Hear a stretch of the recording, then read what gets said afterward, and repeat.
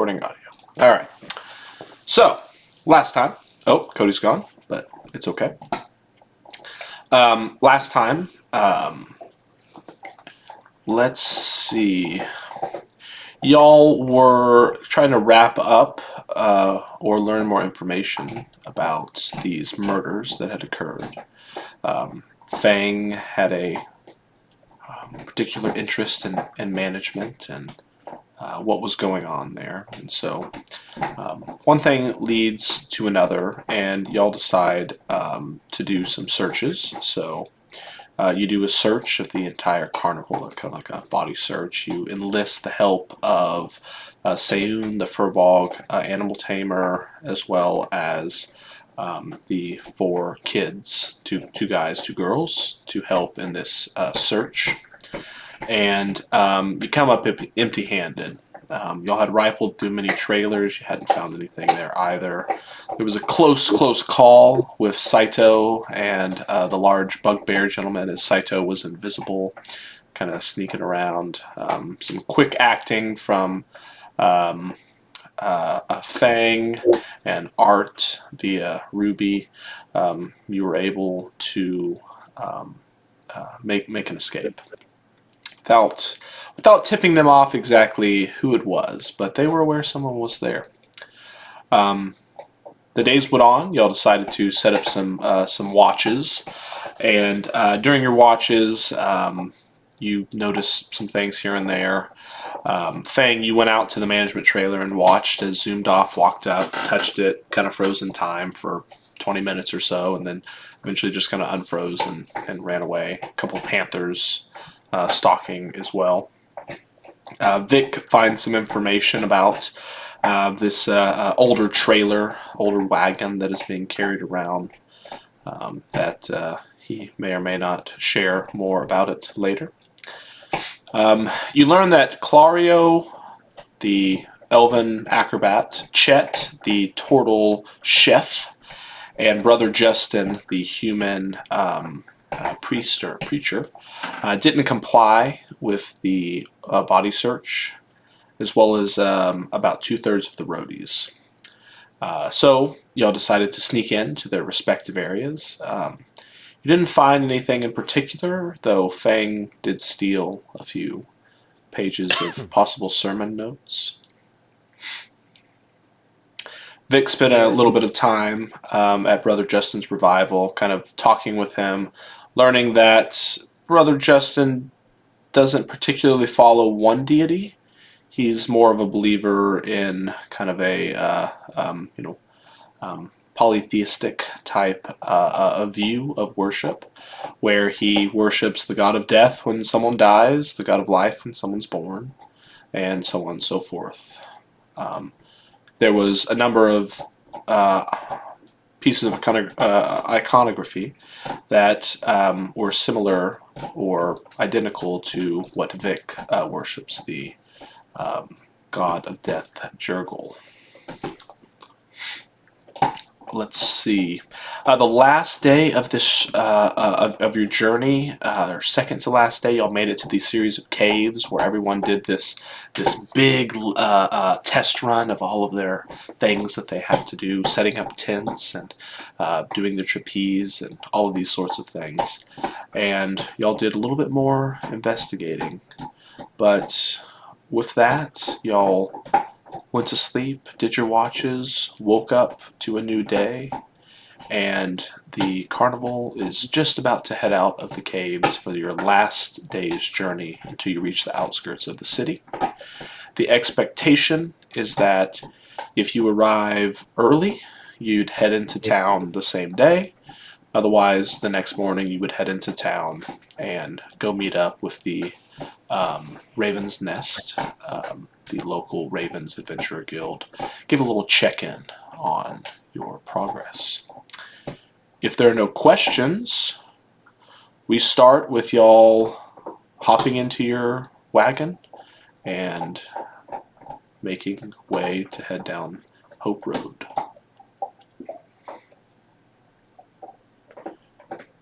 You're on the move. Animal handling check for whoever's working the horses. Milk and honey. I'll do it. All right, that's 1. Oh yeah, do it. A 12. 12. I have an 11. 11. Okay. All right. Sufficient for now. Nothing is going awry. Maintaining a good following distance. Y'all are hanging near the more towards the front portion of the caravan, and you're making your way. Is there anything y'all would like to do during this time, while on the road or during the midday stop? I'd like to learn investigation from Art. If Art is willing to spend time to teach. Are you willing to teach me? Oh, great one. Sure, I'll teach you how to point out fine details, see if you can spot them. Thank you.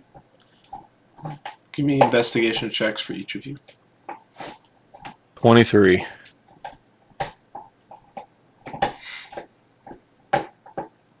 Oh, this is where it all goes to hell. Or 4. Art, you point out small details when moving through wooded areas, looking at the direction moss is on trees, the way birds are flying, grass that is tamped down. You look at some of the telltale signs of how certain individuals walk and position themselves, and how all of these things can lead to a little bit better understanding of a situation. So you perceive something, but you're trying to teach Fang how to take what you see and draw a conclusion and come to a conclusion that you can use to infer about something else. Fang, it's tough. It's not clicking. You're seeing all the things he's pointing out, but they're just small details. They don't seem important. this is going to be a long and arduous process. Yes, it is. Funny. Anybody else have anything they'd like to do during the day? Man, if only your brain was as fast as your mouth. Jack, would you shut up? Go chew your bone somewhere else. Well, it looks like I fried your brain for the day. Uh-huh. Oh, But the moss was pretty. pretty moss.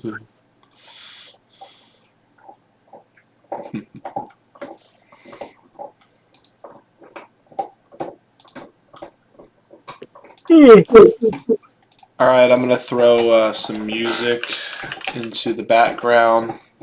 So sound warning. Sometimes it can be loud if you don't have it set up properly. So incoming. Oh,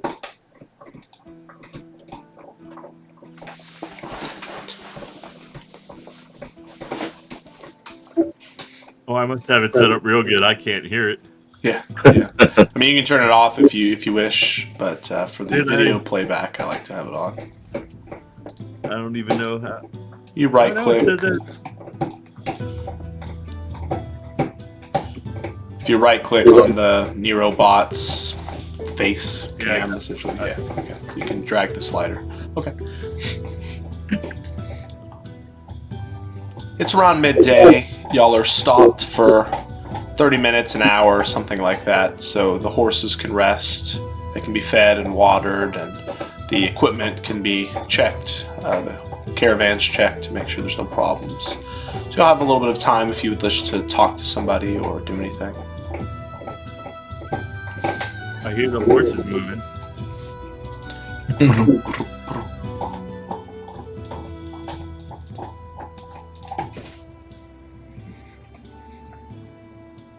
Just checking my gear, making sure my stuff is in there. Everything's there. Every bottle of severely deadly poison, every coated dart. Maybe I should code another dart. You're right. It's just the pastime now. Just practicing deception with or sleight of hand with my mage hand. Okay. Love it.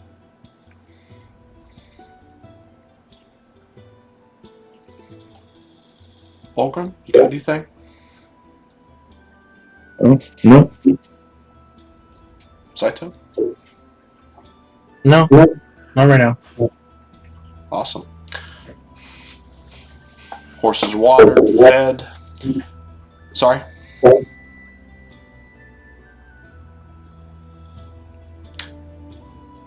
Your mic cut out a little bit, Chris. Fulgrim. Oh. Sorry, I didn't know if you were saying something or not. Oh, sorry. No, I'm trying to catch up reading on this thing real quick. Okay, yeah, just making sure. Awesome. So with that, horses fed and watered. No problems with the carts. Everyone hops back in, and y'all continue your journey. You're told that you'll be arriving at a pretty decent hour. I'll have somebody roll a d20 to see if there's any random encounters that may happen, any delays.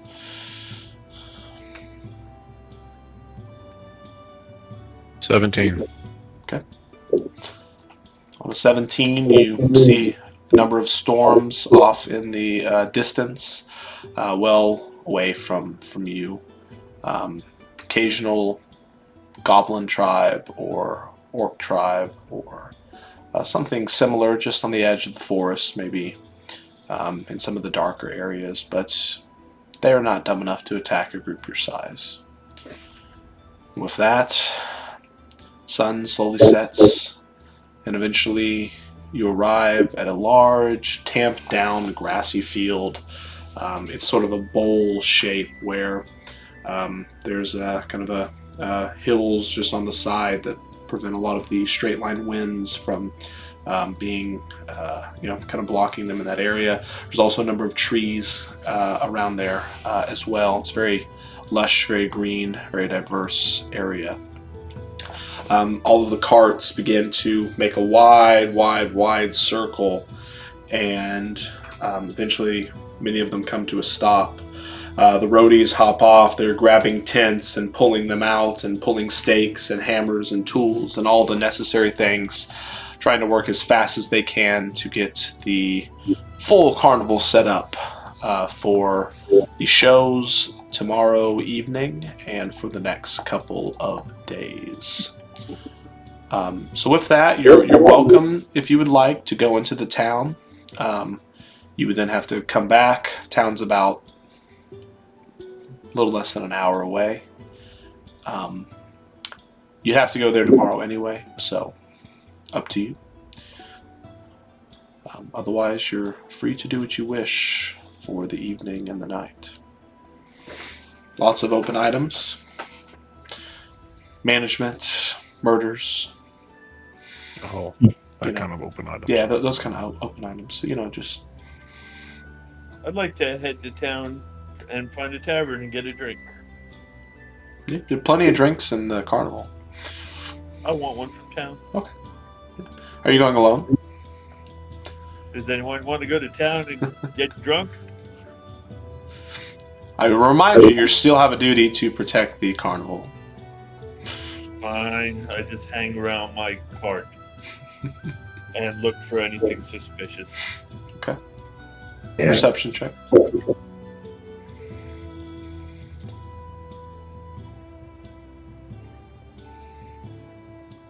$14.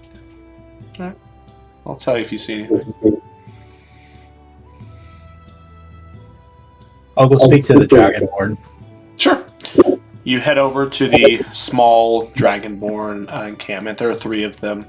The oldest one, you would call maybe elder in their group. She comes up. Oh, Saito, it's good to see you again. Likewise. Have you made your decision? I'll go with y'all for protection in case you need it.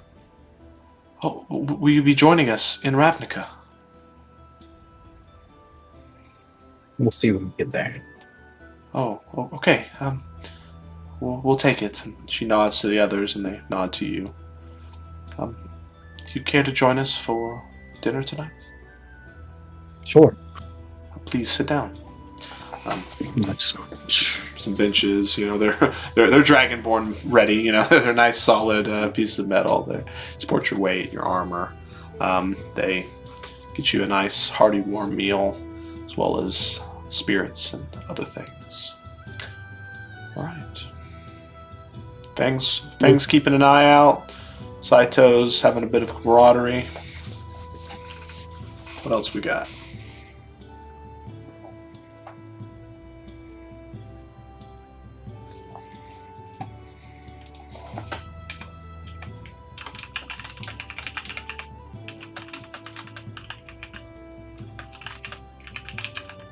That's a glass jaw.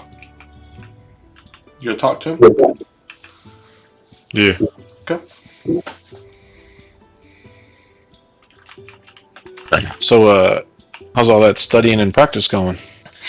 You find him, and he is fast asleep on the back of one of the carts that is just somebody else's cart. He was trying to hide from y'all. He's put on a few pounds. He's definitely just been eating pretty lazily, sleeping around. Got a little bit of 5 o'clock shadow going. He's a little unkempt at this point. Brother, Master Art, I'm so sorry. You see, I did a little earlier today, but I was just enjoying the weather. How are you? What's going on with you?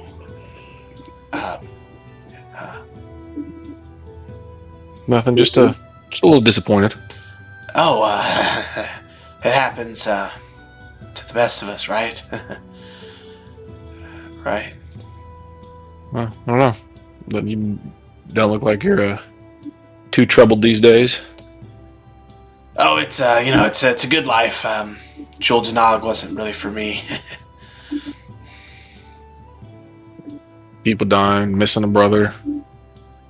Figured you'd be a little more worried, a little more concerned. Oh, I don't know. Maybe just not in my personality. Sounds like a pretty decent life then. No worries, no cares. Wouldn't trade it.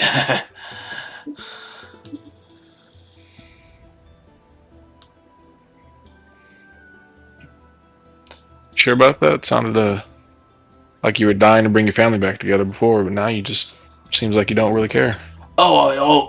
Brother Ziggy's gonna help me. He's just been sleeping a lot lately too. I don't know that I'd bet my life on that. Oh, Seeing as how he doesn't believe you. I think he's just trying to act cool in front of his friends. I mean, I'm sure he really believes me, Sounds Right? like that's something you should have been working on instead of sleeping this whole time, doesn't it? I was giving him space and time.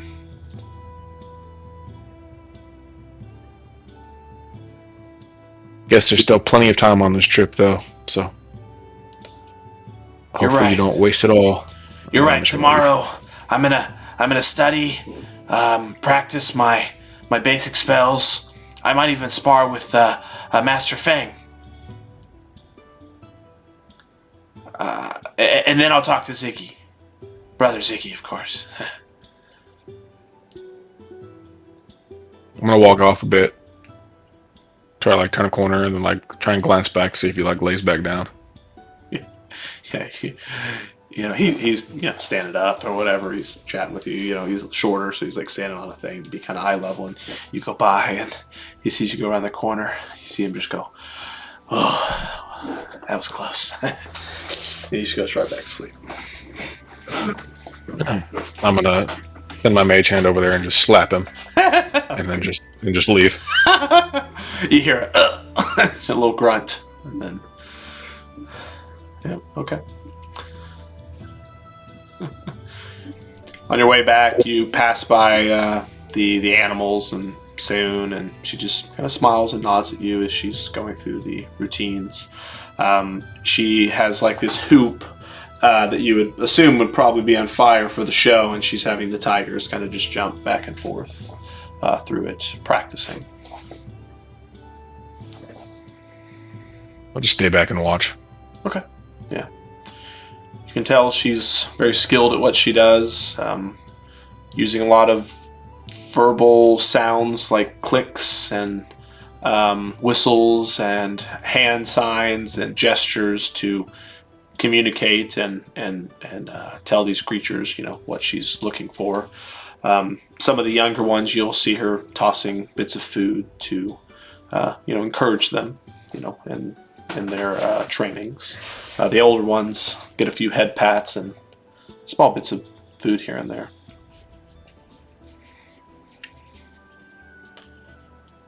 Olgrim, anything in particular you'd like to do? I'm just kind of wander and do kind of light patrol. Sure. But keeping an eye out, making a presence. Sure. Are you going to look for anything in particular or just more general? Just general debauchery. Sure. Go ahead and give me a perception or investigation check, your choice. Do perception. Natural 20. Very nice. 25. Wow. Awesome. All right. I'll keep note of that. Maybe there's some more things you learned earlier. The initial things you would see is, I would say everybody seems a little on edge. You would expect that after the incident with the frogs, loss of a couple members of their carnival over this journey, they're a little just on edge for what's to come. They're trying to put some precautions in place. A handful of them come up to you and ask, what are you doing to help protect us, and so on and so forth, and you give them whatever answer you would deem satisfactory. In particular, you see the fortune teller woman. As you pass by, she says, "Are you going to keep us safe?" With all intents, yes. Okay. Please do your best. I have a bad feeling about tonight and tomorrow. Noted. Making a little extra note to kind of make an extra pass or two to Sure. just help ease. Absolutely. Yep, your I would say the presence that you are, sort of exuding just by being there, you can tell second or third pass kind of puts some people at ease. You pass by the four kids that are, also helping with security, and y'all as a group have helped them tremendously in the last week and a half with patrolling, watches, things to look out for, so on and so forth. You see them out there doing their own watches, doing their own patrols. You would say it gives you a small bit of confidence that they have enough competence to assist if something went wrong. Good. Good. Sun eventually sets. Lanterns are lit. The large tents are erected fully. Many of the animals are brought inside. The wagons are, brought inside of these large tents, and their cages are opened up, and rings are set up, and they're beginning to pull out their bleacher benches that they use to kind of have a area that people can sit in. It's amazing what they've only been able to do in a few hours, and by morning, tomorrow evening, they should be ready for a show. At this point, it's night. Time for rest. What would you like to do for your watches? I'll take first watch. Okay. I'll go on a second.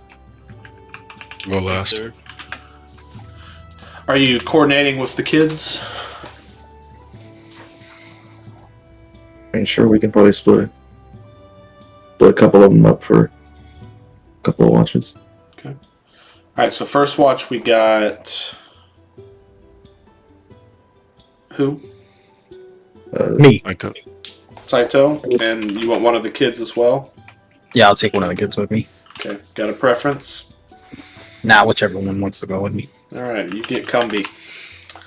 Okay. Go ahead and give me a perception check as you spend your time patrolling.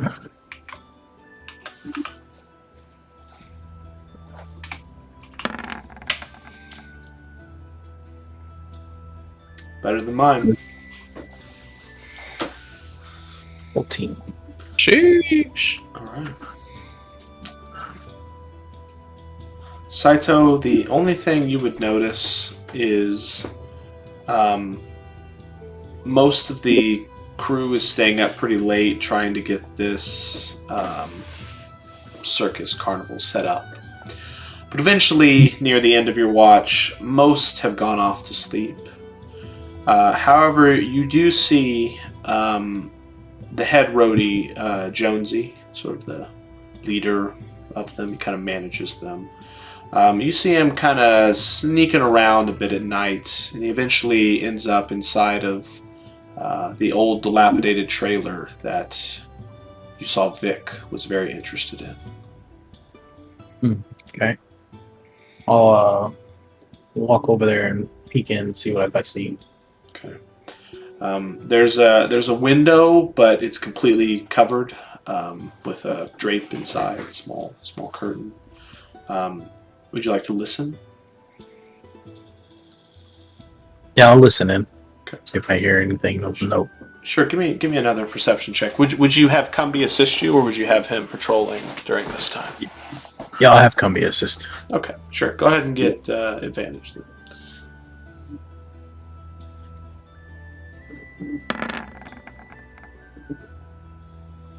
Good thing. 18. On an 18, you hear the distinct sounds of sexual intercourse between a male and a female. Get it? Okay. Yeah. Even Get it, Tom boy. here. I don't understand. Get it, boy. Yeah. Yeah, you're just out there making noises. He's like, "What the hell was that?" Other than that, nothing else happens during your watch of note. I'll let everyone know that what's going on. I don't need to know your sexcapades. Yeah, Mark. Noted. Second watch. Yep. Olgrim. There are 4 kids, so do you want 2 of them during this watch? Just one? What's the... One. Okay. Fine. We'll just pick Sarah.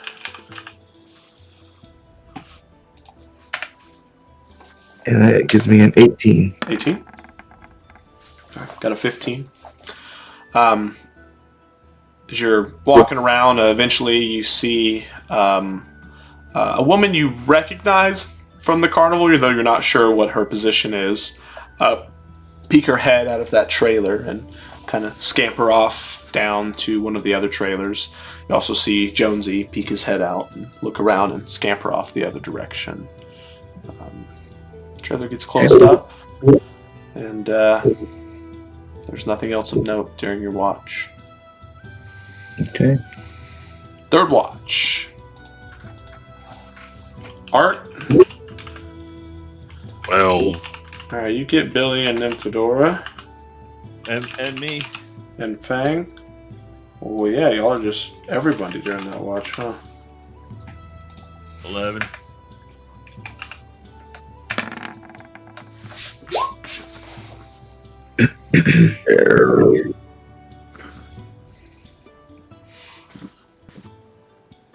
Early in the morning, before the sun arises, the crew is already up, continuing to set up for the festivities this evening. Before the first and second watch is even able to awaken, you learn that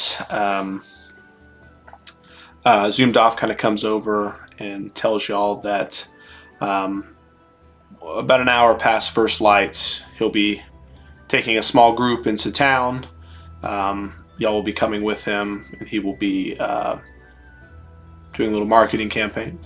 And you're free to do whatever you wish, during that time. So no one's gonna be here watching the circus. The kids will be there. It's also middle of the day. Less likely something would happen, but that is the current situation.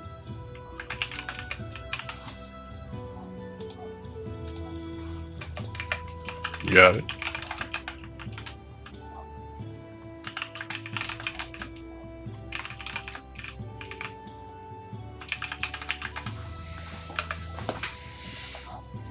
Anything y'all want to do before you head into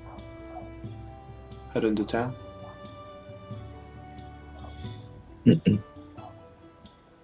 Nope. I'm gonna leave all my special gear in the caravan thing, our trailer. Okay.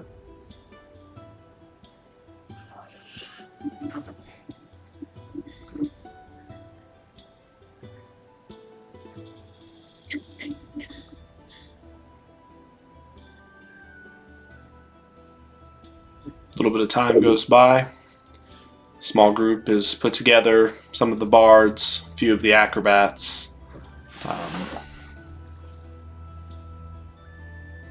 The clowns, of course. And this small group prepares to trek the couple miles back into town. The town is locally referred to as Port Umberley. It's a relatively minor port city, though it is quite large for how minor it is. The Southern Ocean is very treacherous, so not a lot of trade is done by sea, though there is some.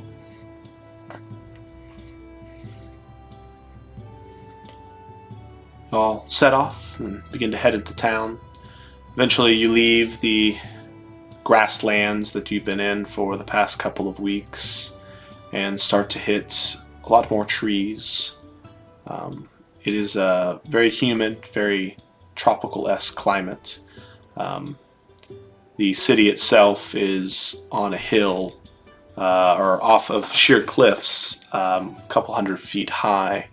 The waves coming in from the ocean sometimes can reach 100, 150 feet.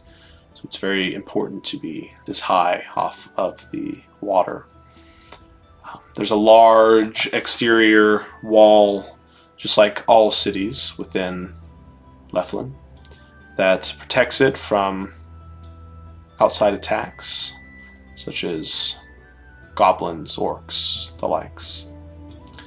As you get towards the gate itself, there's a checkpoint. Couple of army men, military, or just asking who you are, why you're here. Zoomed off flashes a bit of credentials stating that he's here with the carnival. A couple of them seem very excited about it. They're ready to watch tonight. You all flash your respective guild crest and are allowed to enter into the city. Zoomed off says, all right, guys, here's what's going to happen. We're going to head to the town center. We're going to do a bit of a show. Going to try to get some people interested. We're going to leave around midday to head back. You have until then to do whatever you wish. Just be there to escort us back. During the days that the carnival's going on, maybe 3 or 4 days, we'll be staying here, depending on the want of the populace. You're free to do whatever you wish during the day, but during the nights and when the carnival is going on actively, I expect you to be there securing things. Yes? Si, senor. Perfect. All right. What language is that? My See you. Mexican side. Is she like Hungarian or something, Chris? I was in a Mexican. No, don't think that's how it works.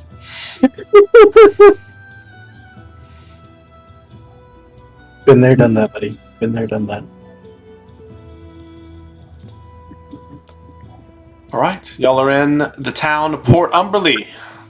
Do you head to the guild? Do you go to a shop? Is there anything in particular y'all are looking to buy, purchase, need? I think we should check in at the guild. Probably for the best we start there. Yeah. To make sure there's no news or anything waiting for us. Sure. I'll ask around, see if somebody can point us in the direction. Sure, it doesn't take too long until a member of the citizen says, you really can't miss the guild. If you head down this street towards the seawall, you'll see a very large bell tower. Around the back side of that, there is a very distinct building. The Raven's Nest Adventurers Guild. Best of luck. Head towards the seawall. Slowly make your descent down the city. This is kind of a very sloped city. Eventually it more or less levels out, and you come around a series of buildings and you see a very large tower. You can see it has a clock, a very intricate clock mechanism on one side. And as you round the backside, there is a very nice stone building with wood trim and a very, very intricate sign that appears to be magically enchanted that just says the Raven's Nest Adventurers Guild. There's a series of large double doors that are constantly seeming to be swinging back and forth as you watch adventurers come in and out. You watch people with slips of paper, bags of money, merchants. Almost seems like a small city in and of itself. What would y'all like to do? Go in and talk to the lady at the front desk. Sure. Head inside. You head up to the front. It's very busy. There's a small restaurant in here. There's like an adventurer's shop selling a lot of gear. Potions are being sold. A number of other lower level magic items and adventuring paraphernalia and such. This lady kind of looks up, just gets one look at y'all and goes, "What do you want?" Hey, we're from a sister guild, the Raven's Tail. We're on a mission right now, but we were told to check in. Maybe y'all have a message or something for us. Let me check. She reaches under the desk and she pulls out a couple slips of paper and she kind of rifles through them real quick and goes, okay. We've been expecting you. It appears your arrival was within the allotted time slot. The guild leader will see you soon. If you don't mind just having a seat, can we get you something to drink, eat on the house?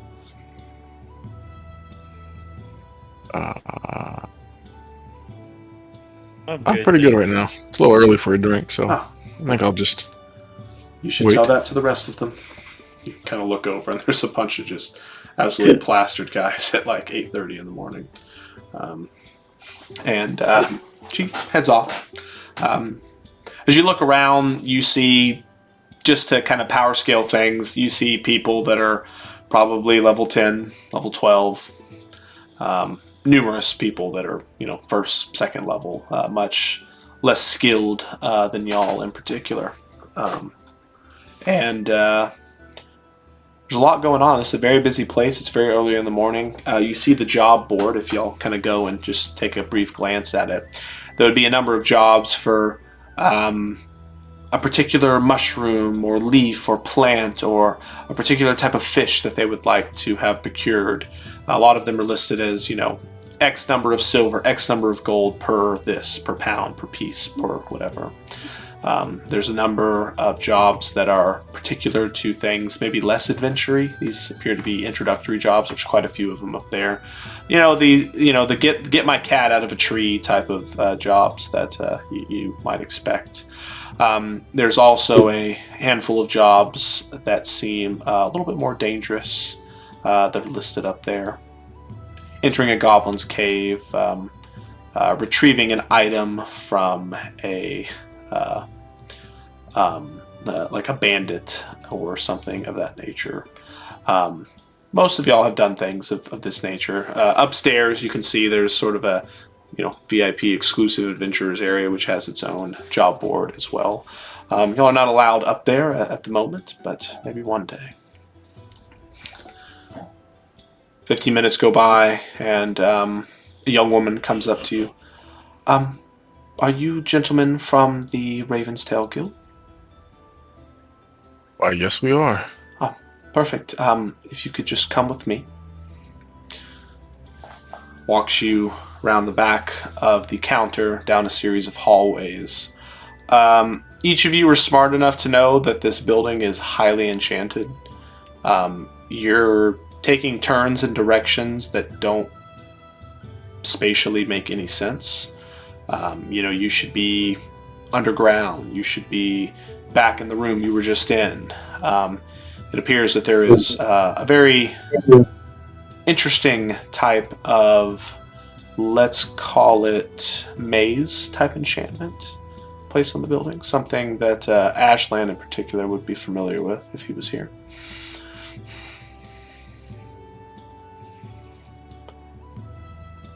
Remember that, Chris? Oh, Yeah, you do. The library. The library. oh, Yeah. maybe. Silence. This is a library. Saito would pretty readily remember some of these events as well, of course. Eventually you're brought to a large door, and the lady just kind of looks at you and says, you'll be seeing guild leader Eshla now. If you don't mind, his appointment is for about 20 minutes. He's very busy. If you could just keep it as brief and to the point as possible, it would be appreciated. What'd you say his name was? Eshla. ESH''LAW. L what? LAW. Eshla. Yeah, I just type it in the general chat.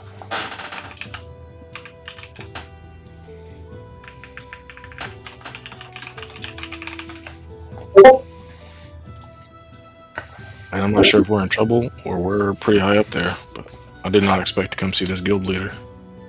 Maybe he has something very important for us. I assume that's why you would see a guild leader. No. Where they want us dead. You make some wild jumps, Chris. I'm not very smart. You walk into this office that has a large, maybe 15-foot tall by maybe 30 or 40 feet long, curved panes of glass that overlook the water. You're immediately recognizing that this building is at least a quarter mile from the cliffside itself. So this space is definitely some type of extra-dimensional or planar travel or something like this that would place it closer to some water. You see in the back of the room a gentleman with very pale skin and sort of tighter, longer black robes.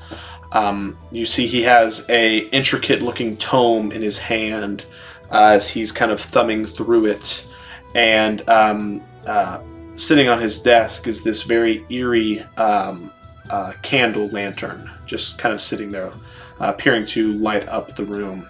The walls have all sorts of different trophies of beholder heads, goblin heads.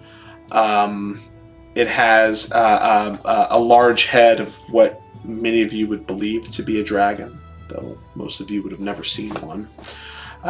He's got a large hydra head. All of these are like taxidermied on the wall. There's a number of weapons and items and all kinds of things just plastered all across this room. The ceiling is almost 40 feet tall, with a very intricate set of tapestries and things flowing from it. For those that are perceptive, you would see a black raven in the corner, just kind of eerily eyeing y'all as y'all walk in. Here's a picture of the guild leader.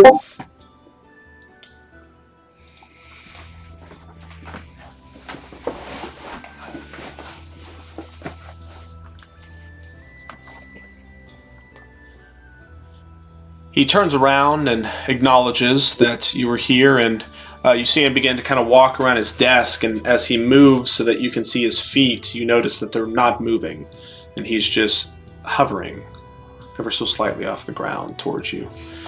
Closes the book up, and as he does, the book just sort of dissipates, and he holds his hand out kind of like he's about to put it on a rail or something, and that lantern on his desk just kind of apparates right into his hand.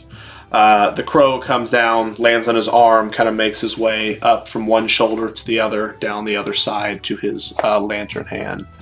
And he looks at all of y'all and says, "Well, hello, my name is Eshlar Raven. I am the guild leader and founder of the Ravens Guilds. It is a pleasure to make everyone's acquaintance. Please have a seat. We have much to discuss." I sit on the desk. Sure. You just fly over, take a seat. He hovers, looks at you, sits on his desk as well. You can tell he's maybe not the most not really a stickler about rules or something like that. He's kind of like, whatever, I don't care. Thank you for coming here to check in.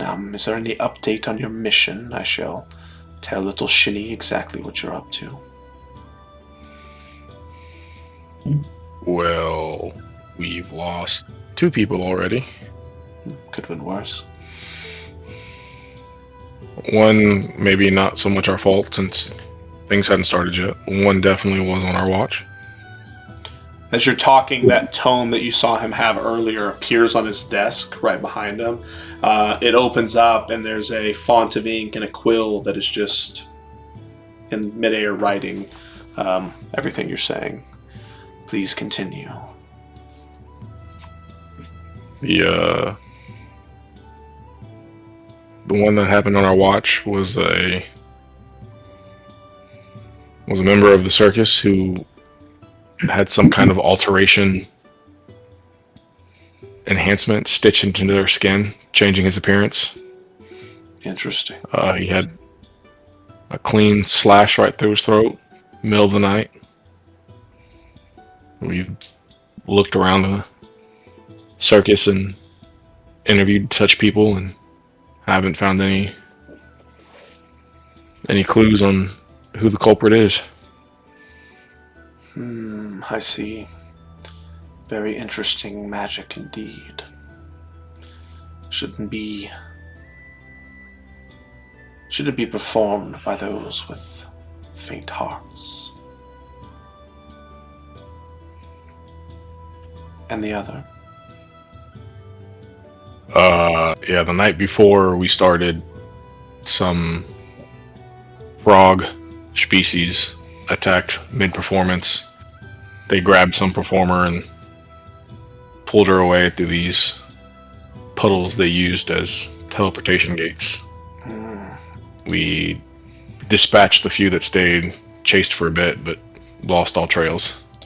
You see him put the hand that's not holding the lantern up, and he points towards the wall, and he just kind of flips his finger like this, and you watch as the large Hydra head just like rotates into the wall and out the space that it's kind of in its shadow.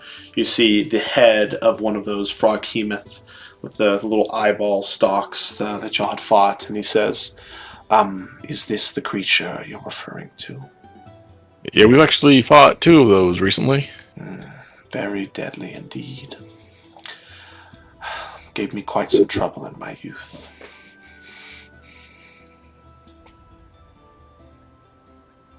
Yeah, some of us here have seen the belly of the beast. And it did not look pretty. He chuckles. That's a shame, but good thing that you've come out alive. Gentlemen, what are your names? The name's Saito. Arthur Elrath. Okay. Saito. See the hand and the book. Yeah, just writing it all down. Wonderful, wonderful.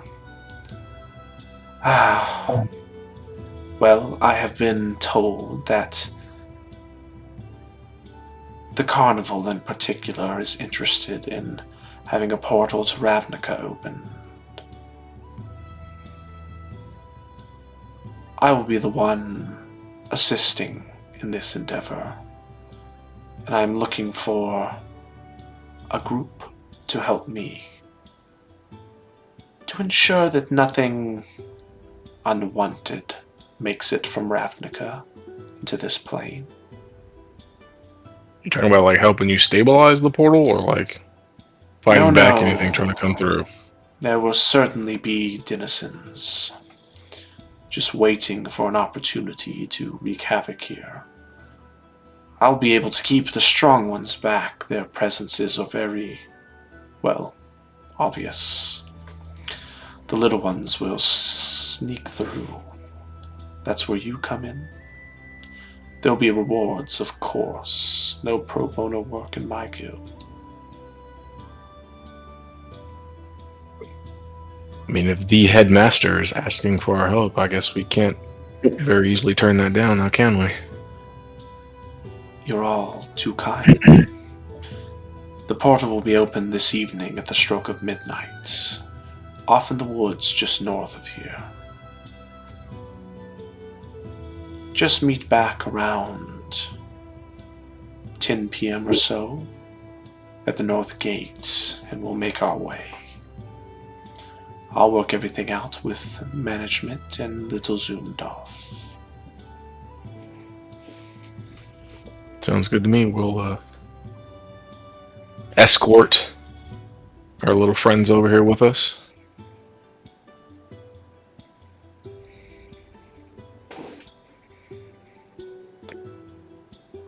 I have learned recently of some of these very unfortunate Chuldanog incidents, and that y'all have had some bit of history in thwarting their advances. Do you care to enlighten me on some of the things that you've learned? That's sounds like that's more up your alley, Saito. I have not partaken in these activities.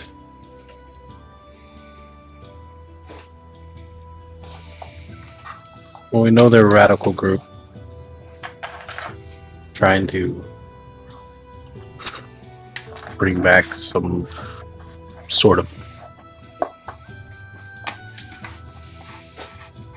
not sure. Mine's making a blank at the moment. Well, of course, we can discuss at another time.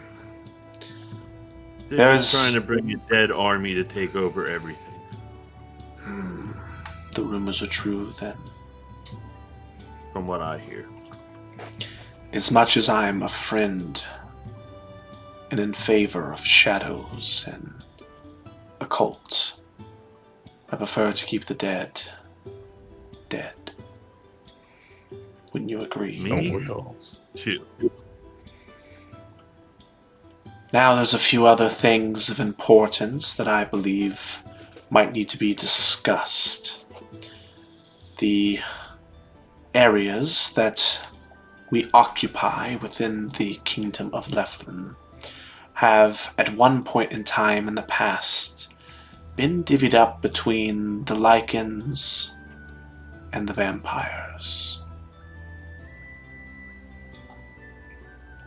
It is very important to understand that around the time of the conquest of King Umi I, the Bloodhowl Accords were signed so that the Bloodsuckers and the Moon Watchers were at less of odds with each other. The results of that are Lycan territories and werewolf territories. And vampire, that's what I meant to say. Vampire territories.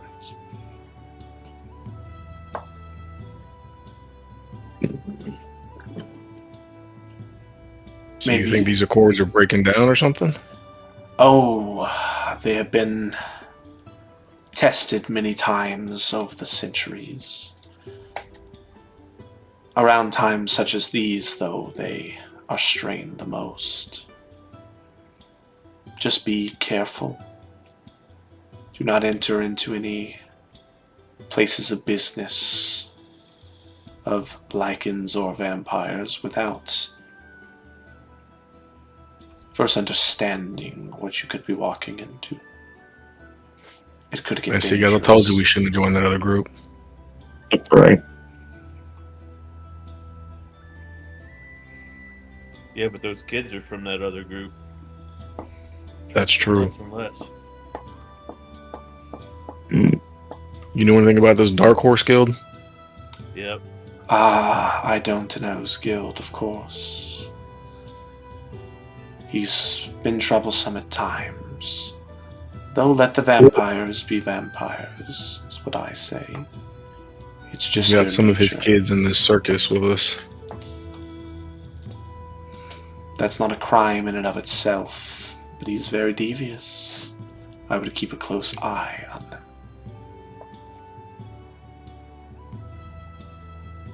You know, that does bring up a point. Mm-hmm. We weren't doing that too much when they, that person died.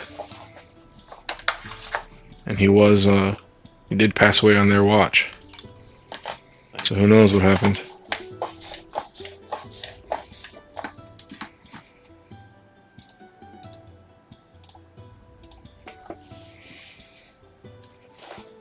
We should let them sleep with the fishes. Oh my gosh.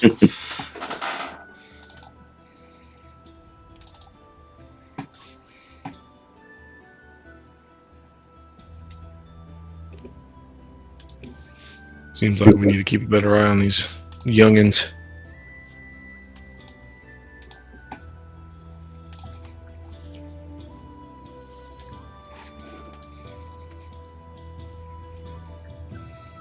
They're all back there right now. We're going to bring them with us. Have we seen them, like, walking around in the middle of the day? I assume we have. Mhm. Yeah. Okay.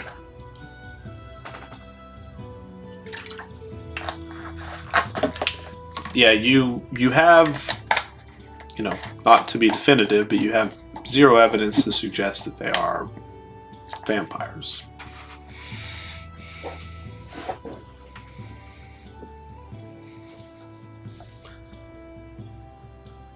Alright, I guess we'll see you in the woods tonight. I look forward to it. Bring your A game. Things can get dicey. It's the only game I got. A for Artie.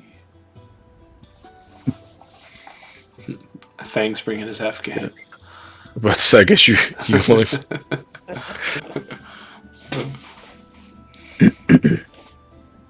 All right.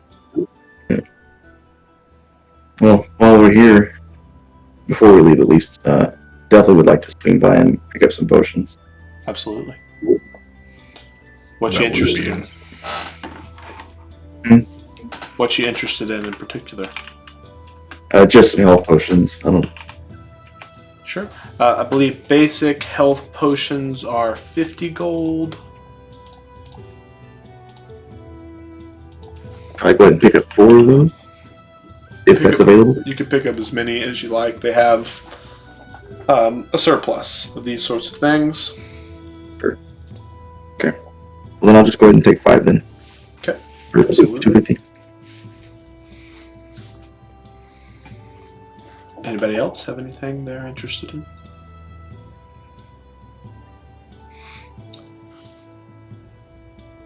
No, I'm still pretty stocked up from last town.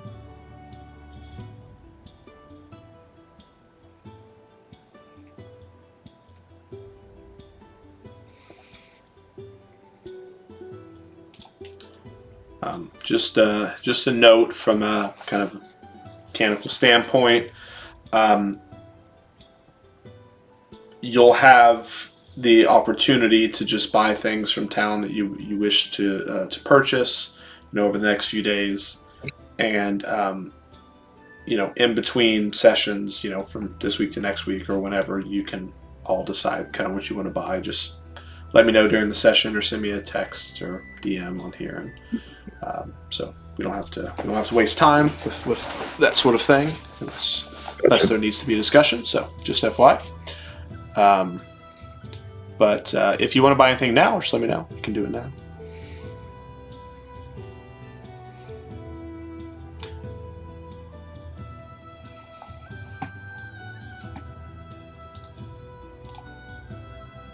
Still good.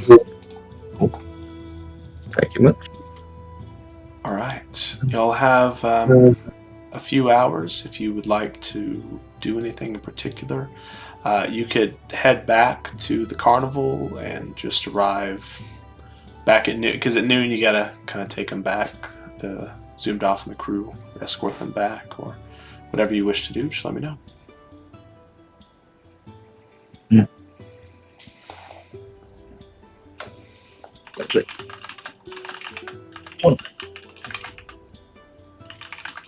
Guess we'll just escort him back when noon hits.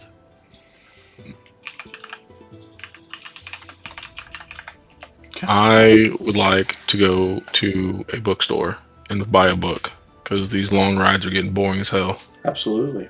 Is there any particular genre you're interested in?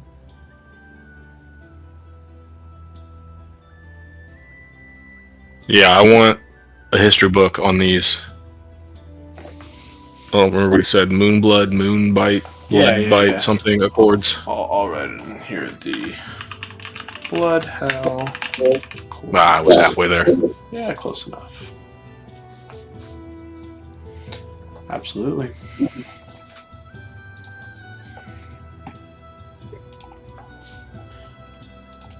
Just to recap, hundreds of years ago, during the reign of King Umi I,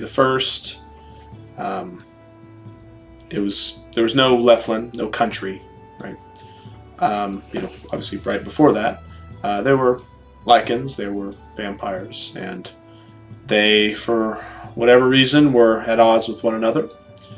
And as King Umi sort of made his conquest across the nation, starting from the west and ending all the way near the Dead Mountains in the east, the Lycans and vampires were like, well, we're going to get wiped out by this dude, so let's carve up some territory, let's sort of stand our ground, submit if we have to, put our differences aside, and not get wiped out. That's the gist of it. We can discuss more details later. You can ask questions, Art, if you have them. You pick up a book. We'll say this. There are a couple of options for these books. You can give me a history check to decide which one you think is maybe best. The DC's not too high. 15. Yeah, on that, there's an option that's 5 silver, and there's an option that's 1 gold. You think that both of them together would give you probably a pretty comprehensive history. Sounds good to me. All right.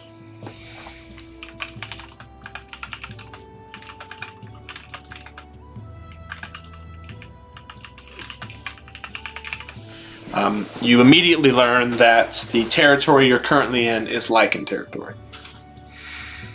Of course it is. Yes, of course it is. Yay, more werewolves. Arrgh!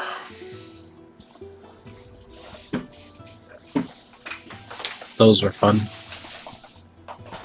Fun for y'all. I didn't have any fun. Where You don't tigers. have Dine and Dash knocks anymore. Yeah.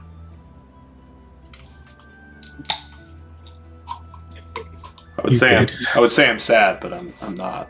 So You perished. Who perished? What happened? We're just talking about Nox. Noxious. You know, Visa nicknamed quite a few people. Little fairy bitch, Noxious, Ziggurude, I or think whatever. Ziggy might be dead in the trailer. He hasn't You might woken be up for a choked while. out. He's all fucking hopped up on his shrooms. Yeah, He ate the wrong ones. Got him a little spongy autofill. Didn't realize it.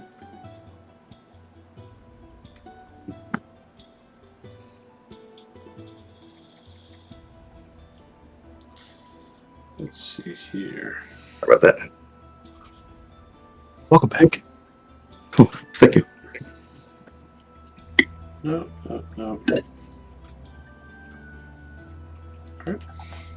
Check some things here. Midday comes around. Zoomed off comes back. He looks very happy. He looks very excited. A number of the clowns, the bards, they all look very excited as well. He says, "Well, appears we're going to have quite a showing tonight, so just be ready. Let's go back." Then an hour, you're back at the carnival. It is, 85, 90% completely set up. They've got the ticket booth. They got all these benches that they've set up and bleachers that they've created inside. They have all of their bottles of kerosene and swords and all of the things that they use for carnival all accounted for and laid out. You can see a number of the acts practicing, getting ready, many of them resting as they will be working this evening. You have a good half day or so left if you would like to do anything in particular. I want to spy on the kids. Okay, define spy. I just want to watch what they're doing without me knowing I'm watching what they're doing. Without you know. Huh? That's what I heard too. Yeah, I know what you mean, Chris. Sure. So there are four of them. They don't all stay together. They have I would call it a single trailer, that they are assigned to. So are you just going to watch the trailer? What if one of them leaves? Are you going to follow? What are you thinking? Really good. Watch the trailer, or if the hot one leaves. The hot one. Name the hot one. Sarah. Okay. Don't lie, you know it's coming. Absolutely, Fang. Fang, how about you give me one of those investigation checks? It's gonna be investigation. Because you're Investigating which what one's the else hot would it be? Gotta make sure which one's the hot one. 17. That's really great. All right, I'll keep that in mind. What's everyone else up to?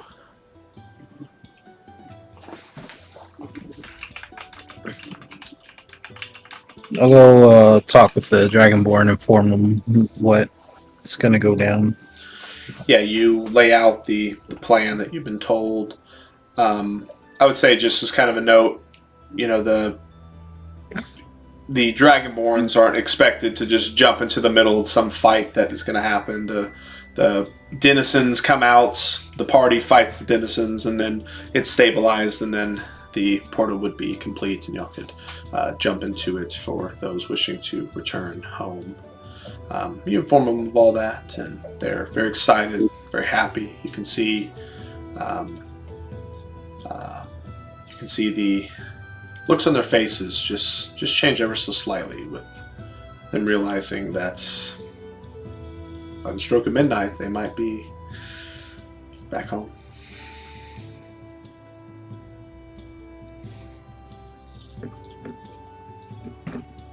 Or dead. Or dead, yeah. That's a good way to think of it.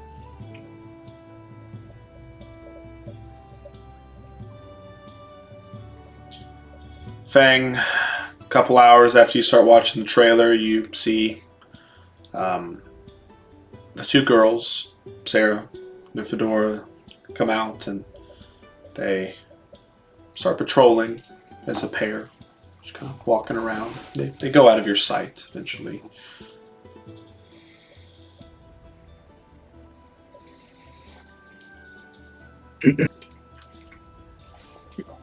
Bow, I kind of wow, follow and wow. make sure that they're patrolling properly. Give me a stealth check.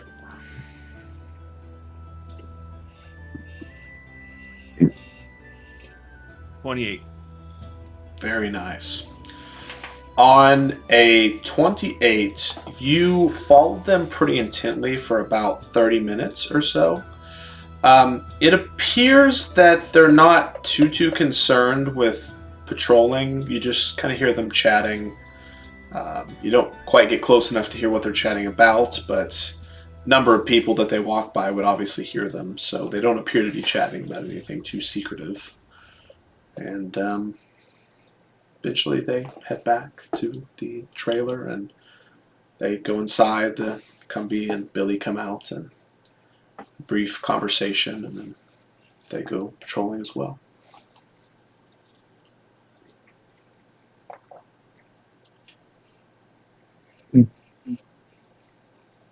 Follow those two. Stealth check. I just stealth checked. You did. That was 30 minutes ago. 16. Just a reminder, you'll have your rerolls if you ever would like to use them. Not on this. Okay. Moving around, you're watching them. Eventually, you see Billy just kind of turn and goes, "Oh, hey, Fang. What's up, Billy? Just patrolling. Everything good on your end?" I'm just looking around too. Just checking out the whole place, making sure everything's good. Give me a deception check. Oh, you really suck. Who? Me? You just picked the wrong lie. You should have said that you were making sure they were following the right patterns that you taught them. 9, 8, 7, 7. 7. 987. Okay. 8675 309. All right. Oh, all right. Good. That's right. They keep walking. And I just keep on the same direction I was going at the same pace. All right. Eventually, they go back and switch every hour or so, 30 minutes to an hour. Guys and girls switch their patrols. I just go back to my trailer.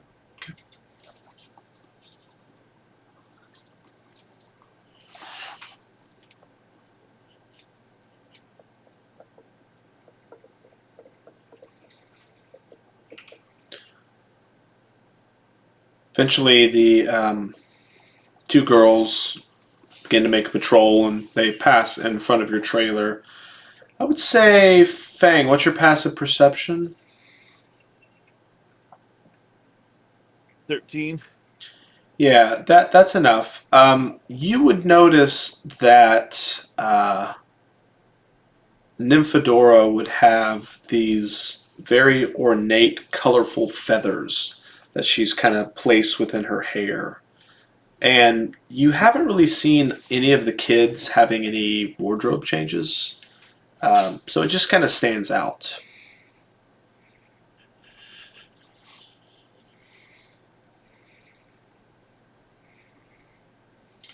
Anywho. Interesting.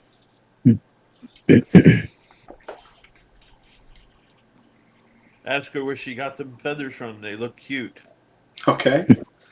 All right. Going for the hitting on her method. Interesting. I know she's not the hot one, but I figured. She kind of goes, "Oh, you see this look on her face?" She goes, well, the other day when the murder happened, there were a few of these kind of near the crime. When I'm saying it out loud, it really sounds bad. I just picked them up. I just thought they were pretty. Insight check. I found them before the bot. Go ahead. Insight check. Fucker, reroll. Good use of your reroll. 20. Okay.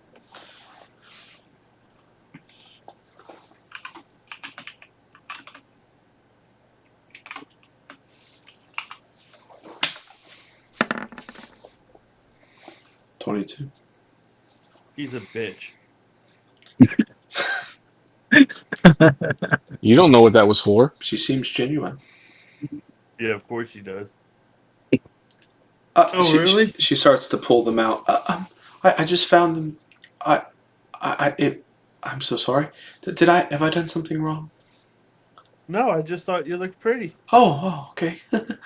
She begins to kind of put them back in.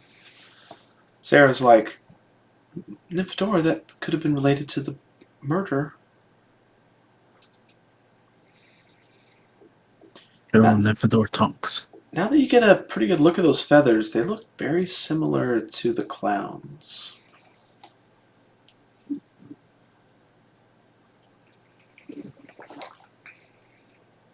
So are you sure you didn't see who dropped those feathers?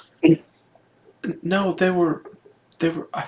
Well, I saw a couple on the ground and I picked them up and they kind of led me around the corner.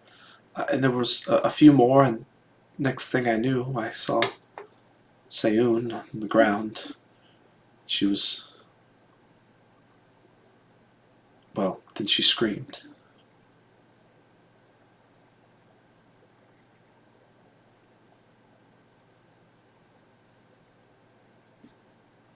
Where's Art?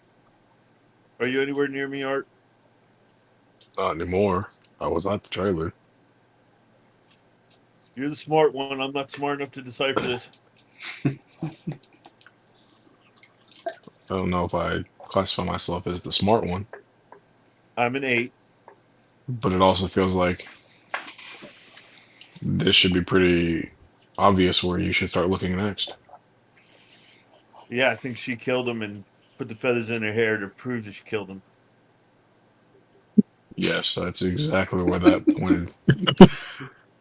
Chris Kasich, the mystery writer extraordinaire.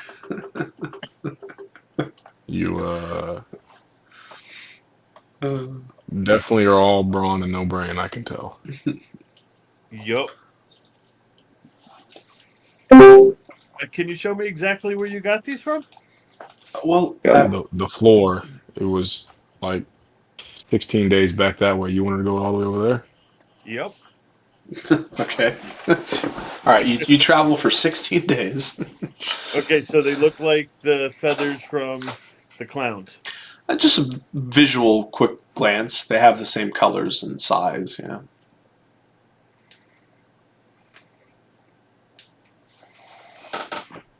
Guess I'll need to start watching the clowns. I'll leave that to you.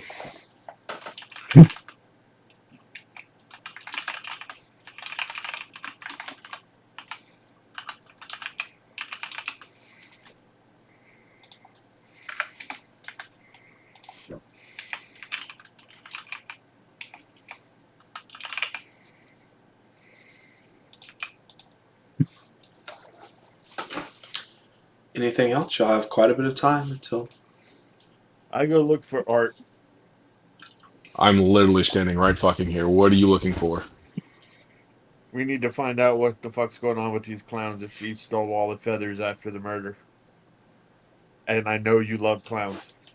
I definitely don't think right now is the time, seeing as how they're all preparing to start the show tonight.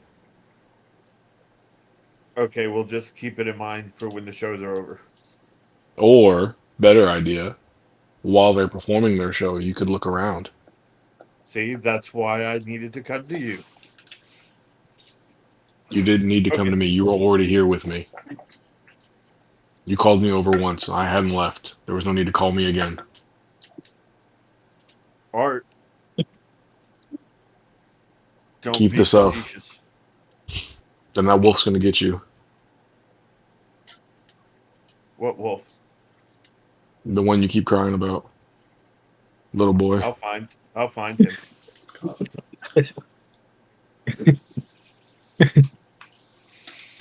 For all we know, all these birds are goblins. And so far, we're batting 1,000.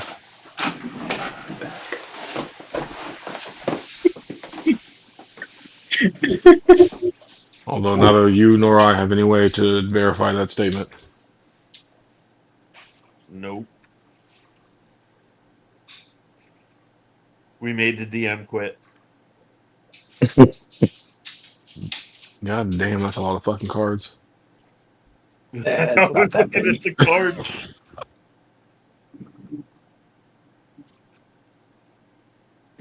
He's bound to have found the One Piece by now.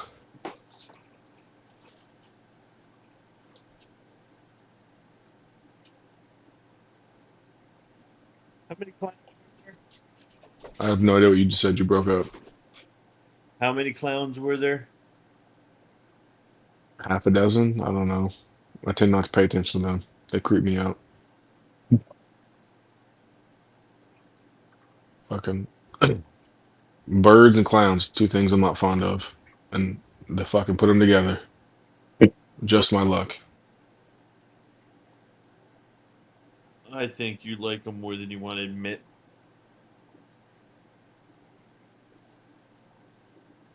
I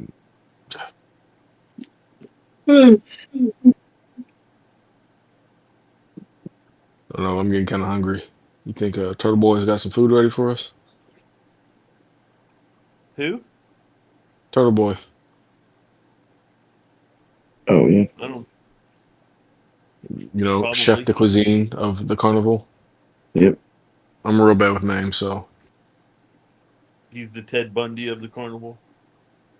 I sure hope not.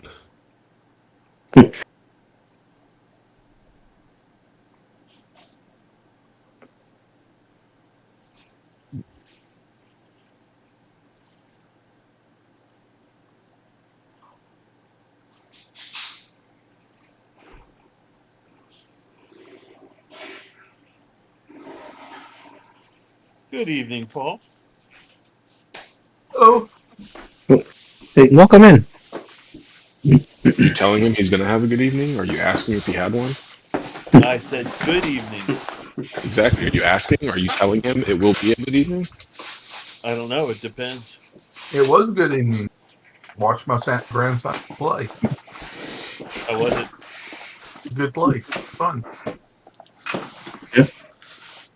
Did Willy Wonka and the Chocolate Factory. oh yeah, that's right. My grandson played Grandpa Joe and the Oompa Loompa. Nice. Lazy grandfather. Good for nothing. Oompa Could have got out of that bed a long time ago and chose not to. So nice. That's practice for a future D&D player, right, Paul? Right. And of course, after the play was over with and he came out, he was coming to see us, and all kinds of girls ran up to him.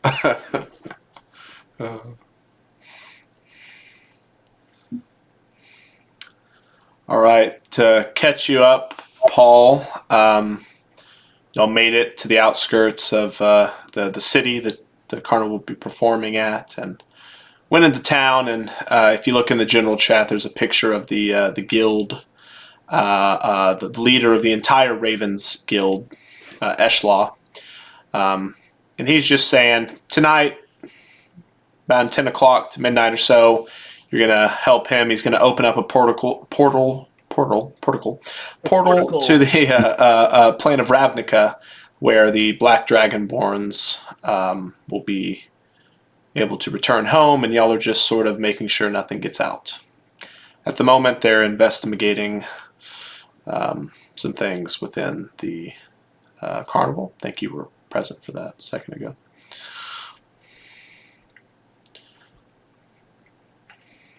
Yeah, it's about 3 o'clock or so. You'll have about 7 hours until you have to meet up with Eshlaw. Is there no show tonight? There is a show tonight. It's a little bit smaller. It's been worked out that y'all will not be present for the entire time, but you'll be there for the beginning part of the show.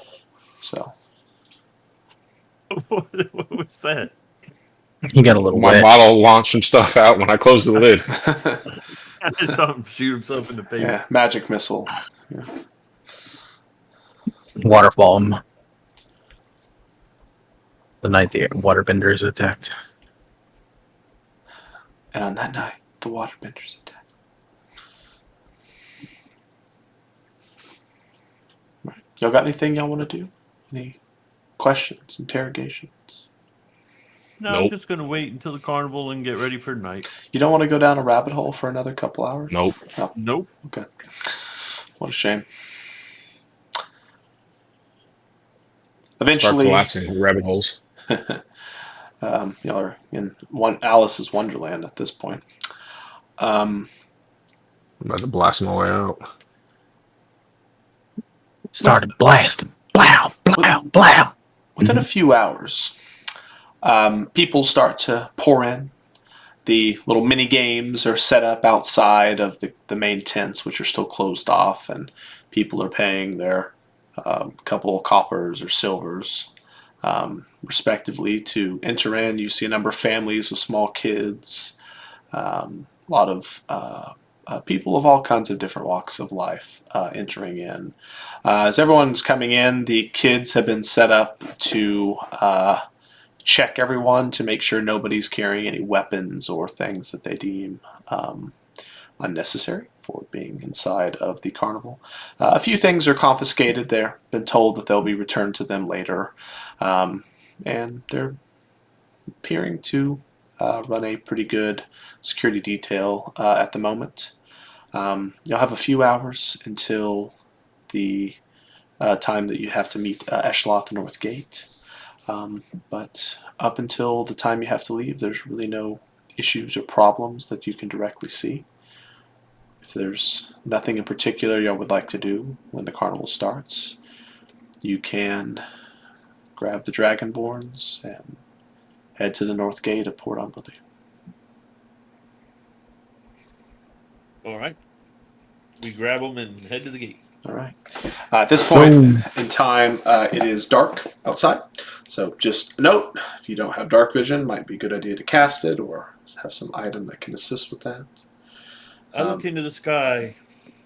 What do the moons look like? At the moment, check. Neither are full. All right. I still got my dark vision glasses he gave me before, right? Mhm. Okay. Why are you so concerned about the moons there, Fag? Because you guys said we were in Lycan territory, and I don't want to go toward the woods and be in crazy Lycan territory. Look at you actually using your brain for once. Big brain. Guess even the broke clock is wrong, right twice a day. Mm-hmm. I cast dark vision on myself. Okay. I will cast mage armor on myself. Okay.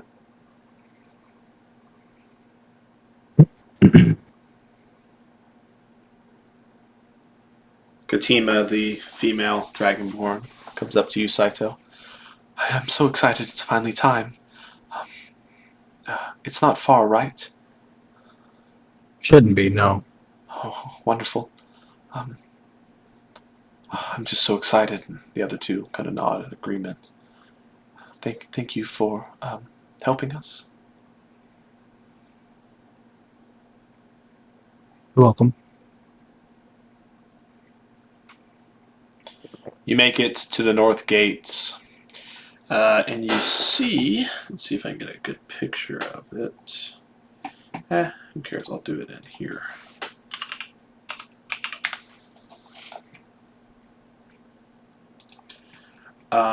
You see Eshlaw with his stereotypical garb that he wears, as well as his lantern, appearing to project light out to a pretty good distance at the moment. And standing beside him, rather. What does this button do? That's not what I want.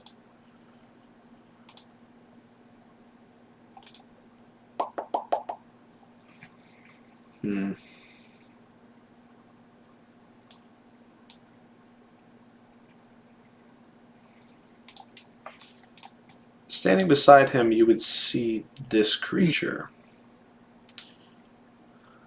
Kieran. Is that a unicorn? Not quite. It's a goldfish horse. As a player, you're welcome to read as much of it as you like, but for your characters, Nope. if anybody is interested in this creature of kind of just radiance and very gold coloration, you can roll a history check.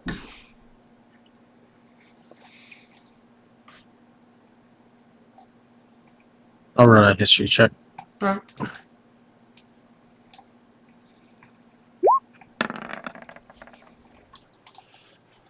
15. 15. Very nice. The first thing you notice about this creature is it appears to be very old. Maybe elderly is the right term. This is a Kirin. They're native to the outer planes. They're essentially the embodiment of good. They're very powerful creatures, 9th level spellcasters, and anything neutral or good, they will be sort of indifferent to, if that makes sense. And anything evil, they will be very antagonistic to. It's standing beside Echelon. He's kind of like petting down the mane of the creature, and it kind of nuzzles him ever so slightly. And he says, there, girl. Hopefully this will be one of your last journeys. Ah, good you're here. He snaps, and this sort of ethereal carriage slowly comes into a very solid, very real appearance in front of you. It sort of matches the the look of the Kirin itself: gold, white, silver. And a set of doors open up. All right, everyone get inside. We'll be taking this for the majority of the way.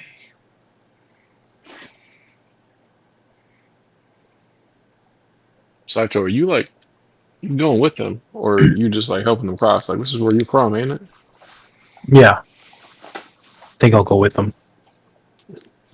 Plan on going home. I think it is my time. Yeah, I think it's your time too.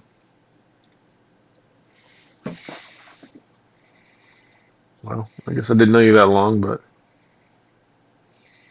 have fun. Plenty of battles ahead of me.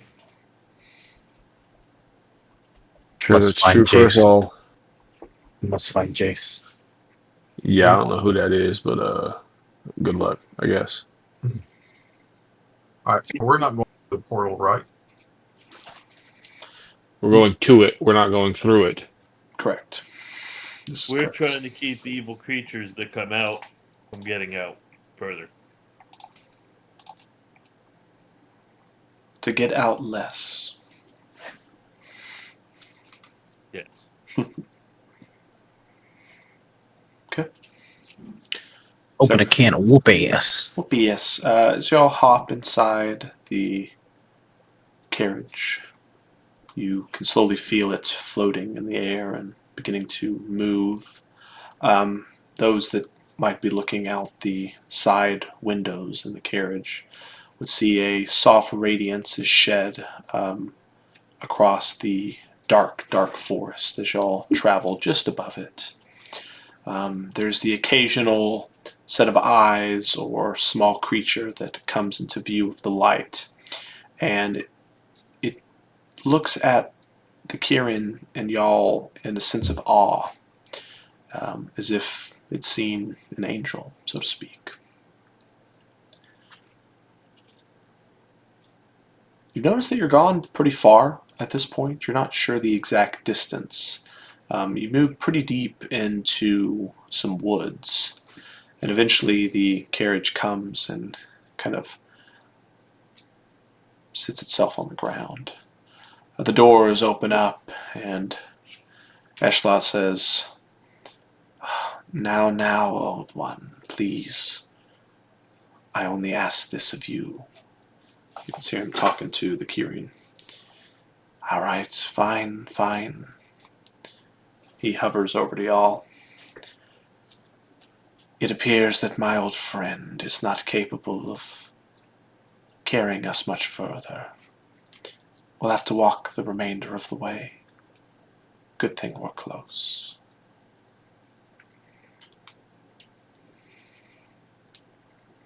Then we gotta walk all the way back too.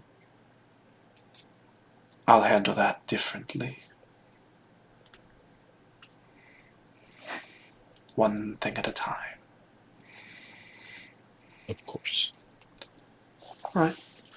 Y'all start to walk in the woods. There's a soft glow being given off from the Kirin as well as the lamp that Eshlaw has.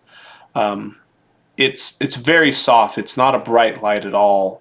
It wouldn't really give your location away unless someone was very, very close to see it. Eshlaw says, "We're deep in the Lycan territory. Best to be careful."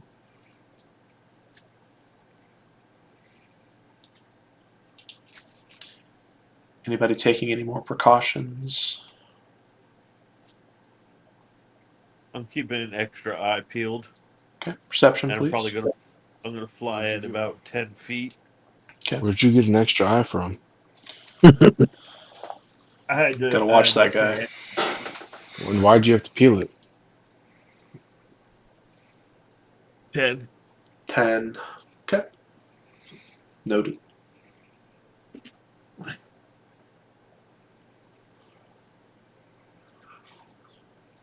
I'll keep my eyes peeled as well.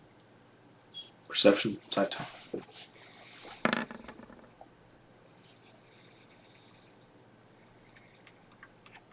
Yeah, you need to go into the.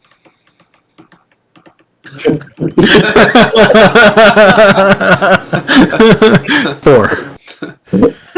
Ah, man, that Kirin is just such a beautiful thing to look at. It's very difficult to peel your eyes, as Feng does, away from it.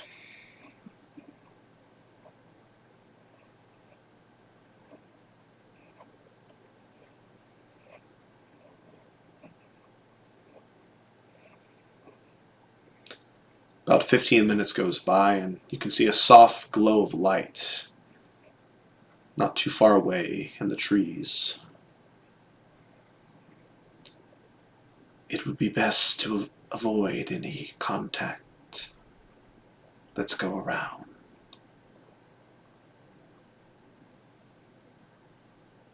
You know better than I, so follow your lead. As he floats around and y'all move around, you're keeping a pretty good distance. You can tell it's a campfire. You can't see enough through the trees to see exactly what it is.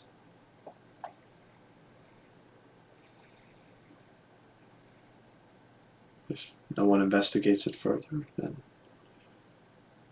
make your way around the backside and continue deeper into the woods. Eventually, a set of large ruins appears in a clearing.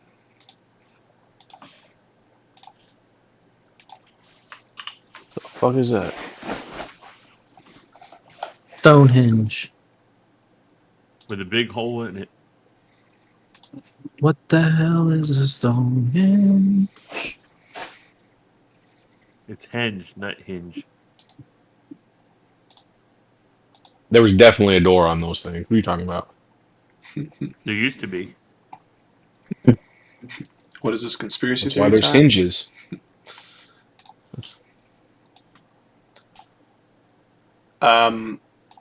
There is in the middle of this set of ruins a very, very, very deep hole.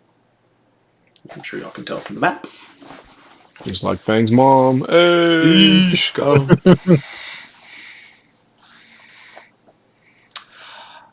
Eshlaw begins to explain.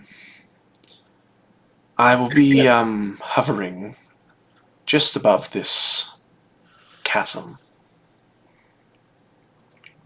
It is a link to many other places when needed. That sounds like a terrible idea. If there is anything that comes up, I expect you to not let it get too far away. I can see that at least one of you can fly.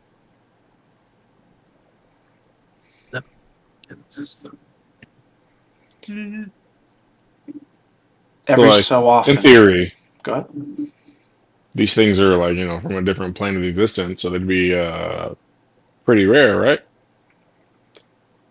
I'm unaware what will be coming out this time. I've seen many things. Many of them are on my wall.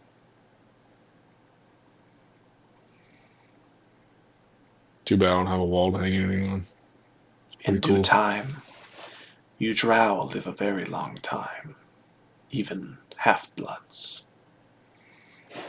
I wouldn't know much about that. Every so often, there will be a wave of energy that emanates from the portal. Just be ready for it. Might knock you down if you're not careful.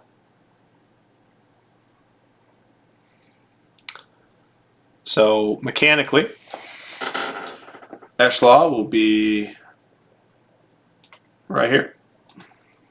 I got a question for him Sure, go ahead. because I see like stuff destroy or knock down and stuff like that. This wave of energy, is that what damages the spring? The druids have used these ruins for many years, and for some Fucking reason druids. they have abandoned them. I make use of them myself. I can say I've opened a few portals in the last few millennia. These in particular were not caused by me. The waves of energy are destructive, but I'm sure all of you will be fine. All right, well, I'm gonna move over and be partially hidden by a pillar. Did you say you opened this a number of times in a millennia? How old are you? He kind of looks at you with this blank stare. Very, very old indeed. Well, alrighty then.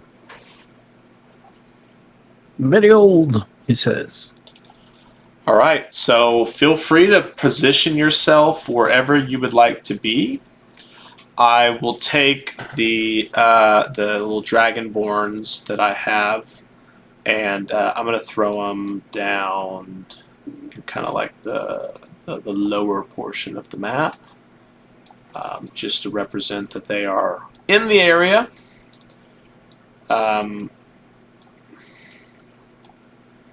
And I will have the Kireen down there as well, loosely protecting them, waiting for the right moments.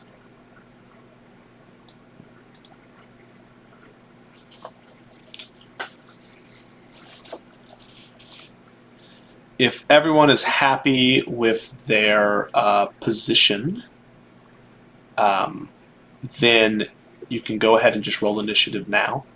We'll just make it a little bit easier.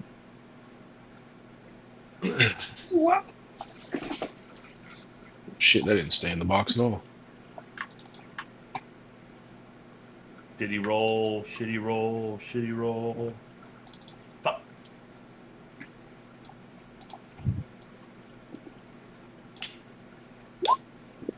I actually rolled decent this time for initiative. You're on the up and up, Paul.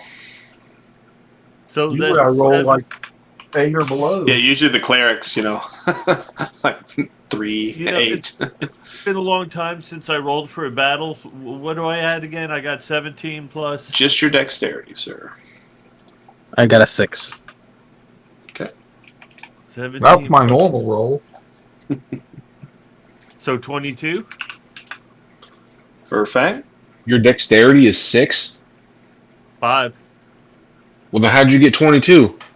17 plus 5 equals. Oh, I misheard that part. Sheesh. Very nice, Fang.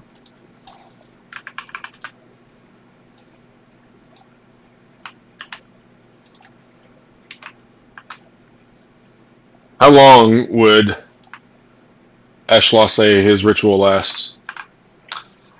You kind of talk to him, and he would say, "It is more or less instant. However, whatever will be coming through the portal, if the Ravnicans were to jump through, they could have instantly be slaughtered or killed by them. We're merely cleaning up the detritus before it is safe to enter." All right. Then before he opens his portal, can I cast darkness on myself? Yeah, Is that like kosher? you can time it for when he says, yeah. So does he expect something to come out right when he opens the portal? Yeah. More or less. I mean, right when he opens the portal, it's free game. Yeah. Well, I'm gonna time my Eldritch Claw tattoo, so I hit it right before the portal opens. Yeah. All right. Well, I'm gonna cast spiritual weapon. Okay. Paul, do you Ready. have one in your journal?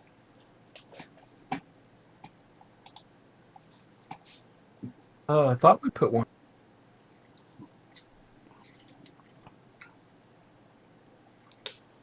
Just sometimes forget if we've given you one. I don't want to.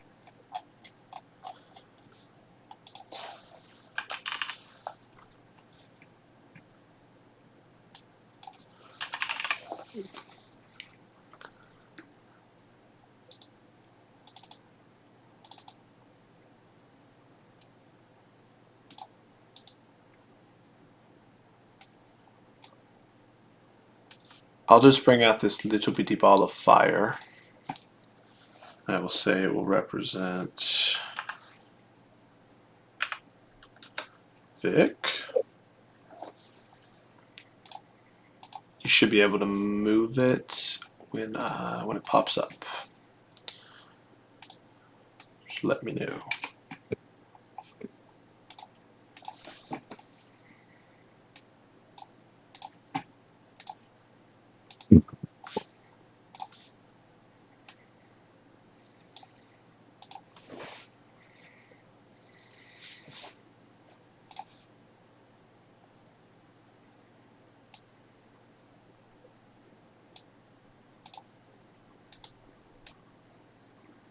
Should be a good time for Ziggy to pop on. Sadly, he's not there at the moment, so. Welcome.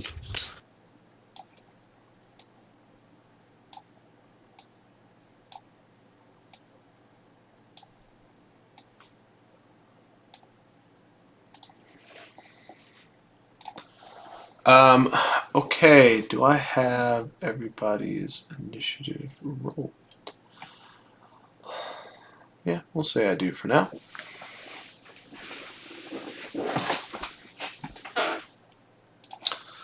Actually, let me roll one more. Okay.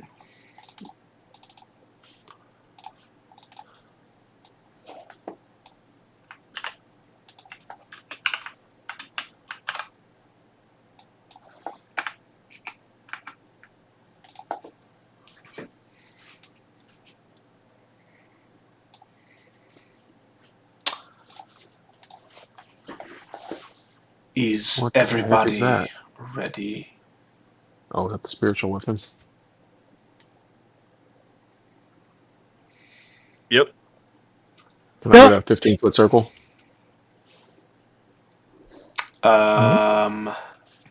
So if you double click, or if you click on your token, Cody, like double click, I think, and you scroll down, there should be the token aura, Ah. and then radius, color, circle, and then the three little dots. I think it says player permission C. I don't know what yours says, but I don't have 3 dots. okay, then that means can y'all see the circle around art? No. No. Okay, then I will have to make them be able to see it. Okay, now? Yes. Okay. Yep. Yeah, so Cody, change that, however you wish it. That's perfectly fine with me. You're casting it on yourself, correct? So if you move, it will move with Correct. you. Okay. Correct. Understood. All right. Anybody else have any preparations? Last minute, Art, you're casting that. Fang, you're casting, or you're using your tattoo, and Paul, Vic is using his spiritual weapon. If there's any other non-concentration things that anybody else would like to do, or buff spells, now's your time. I'm also hiding behind this pole right there. Okay, That's if you're underneath. hiding behind there, go ahead and give me a stealth check, please.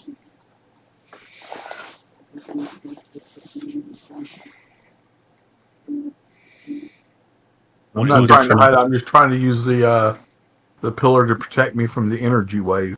Sure, so if it blasts you back, you'll just kind of be pushed against it.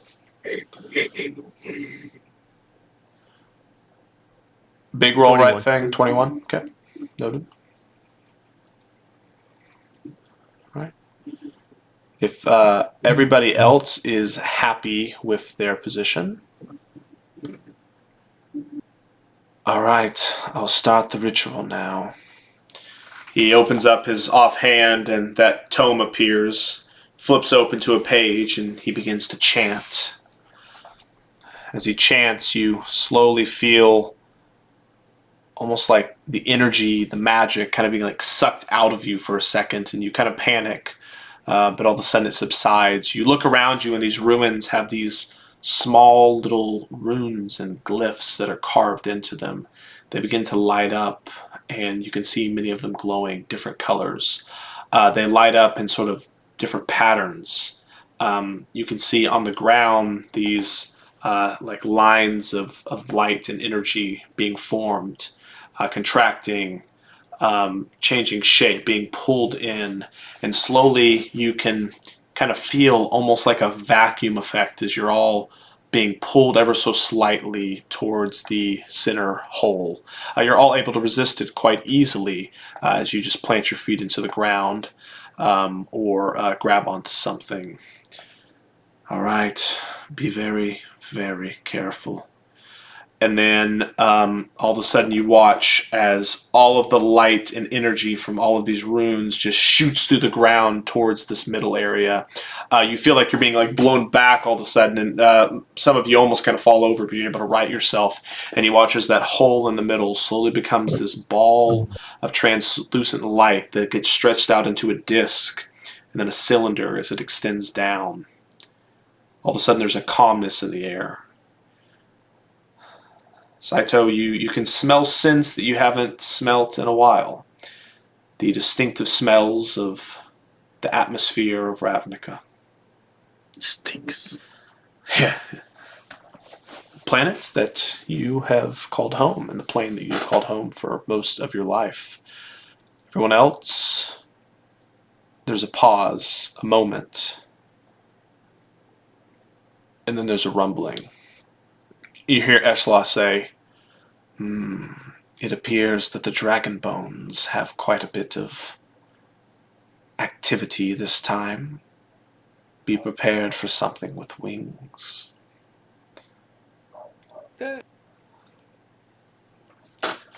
Alright, let's see what my Creech rolls for its initiative as it rolls out of there. Boom. Hey. Oh, great. That's great. And he falls back in the hole. Nah. I'll just blast them over to you.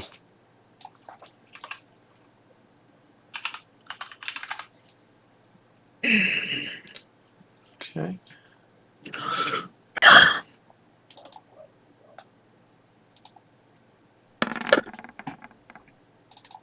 Huh, not bad.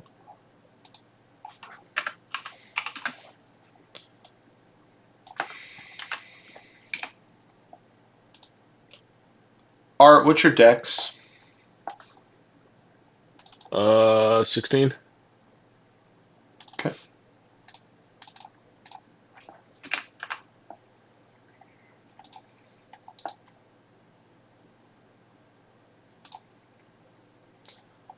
Okay.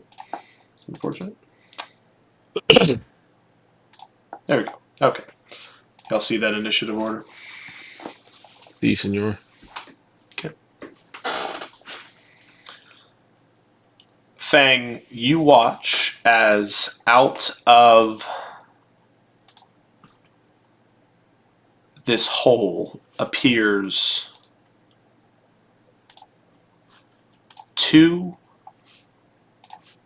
large skeletal dragons. I'll put them right here. They're like climbing out.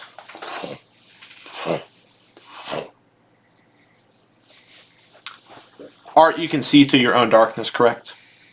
Yes. Okay. So you would see this. You also would see some very small, younger wormlings crawling out here. Do these look like they have wings? They do. They can fly. Okay. They're very young, though, so, could be dangerous. You might call them glass cannons. They're like a baby snake.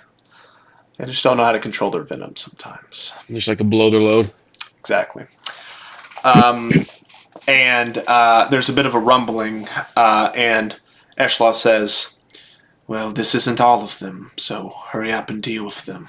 Something bigger is coming. Fang, you're up first. You were hidden. Sneak attack. He's too far for a sneak attack. Why am I too far for a sneak attack? I was just messing around. Do you, boo boo? I throw one of the silver darts at Okay. this guy With the poison on it? with the poison on it. Okay. Roll to hit. Just so you know, a miss could very well fall into the plane into Ravnica. You just fucking kissed it. Yes. 24. All right. Let's see if I can do anything about that. Boom. Go for it. That's a hit. Give me that D100. And one. Okay, well, the poison is how many D6s? Don't worry about it. They're immune. Bitches. D100 it is. That's called baiting. 31. All right. I don't have that up. Does anybody else? I'm going to try to pull it up.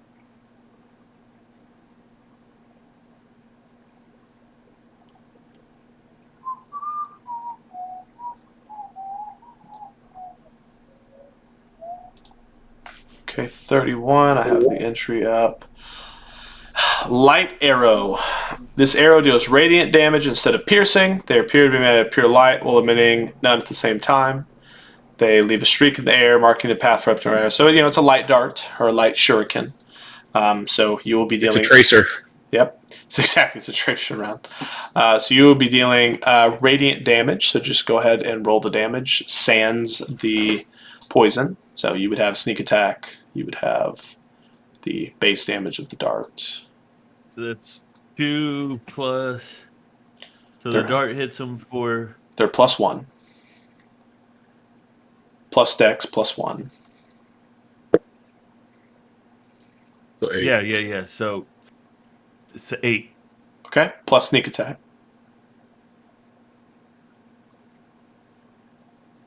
D6s. Oh, on the sneak attack? Mhm. With the dart? Sneak You attack still get doesn't sneak matter. attack on a dart. It doesn't It's matter just what an the attack. weapon is. It's always D6s. Okay, is it just one D6? Yeah, I think it's just one. Yeah, and so it's 2 plus. Yeah, just 2. Okay. 10. Nice. Boom. And he's vexed. Okay. So Vex, just, I'm not super familiar with all of them. So you have advantage on your next melee or next Hit. attack? Next hit. Anybody or just you? Me on my next attack, Okay.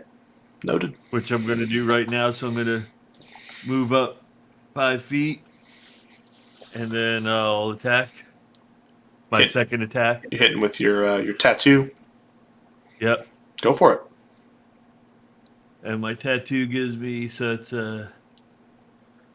what is that, 2d6s? Oh, I got to. You got to hit first. Yep. 20! Hey! Okay. Get your reroll back. Yeah. You get your reroll back. That is a critical hit, so you'll double all dice. So that's 4d6s plus. Just roll 2 and double it.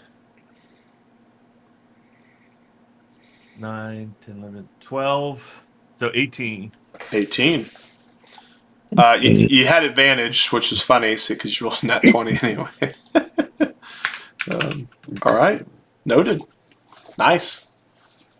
And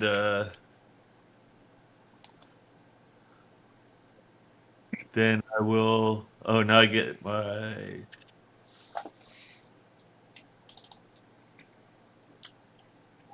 I'll just try to give one more hit, and Okay. I'm gonna try to use a stun, or whatever what is that called? Yeah, stunning Stunning strike. strike. Yep. If you Stunning hit, strike. you can use it. If you miss, you don't have to. So go ahead. Not 17. 17's a miss. Okay, and then I shall move away, and I get 45 of movement. We already moved 5, right? 5. So yeah, so I get how many do you get left? Let me see. So I got 35 left. 5, 10, 15, 20, 25, 30, 35. All right. As you move out of the dragon's Get range that of one. 15 feet, it will go ahead and take a bite attack. See if I hit you. That's 20 to hit, Chris. Yeah. 15 piercing damage. Bitch, why does he have to have such good? Dragon, long creature. Says the person with 15-foot range. Yeah, it says the fairy monk. Hey, well, he's on the ground coming out of the hole. How does he got that range already? He's got a neck, bro. He gave you that net game. Okay, my turn's over.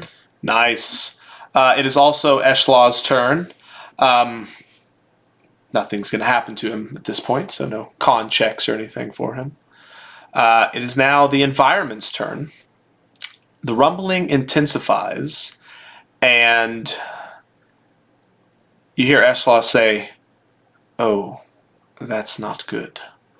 You watch as his hand just releases the lantern, and all of a sudden it just kind of dissipates, and all of a sudden he has 2 hands as he's like kind of pushing them, or pressing them downwards, and you can just see like this shimmering field kind of just appear around the hole. At this point, these other creatures are mostly out of it. You better end this quickly. Olgrim? All right. So I'll go 5, 10. I will step up to this wormling. Okay.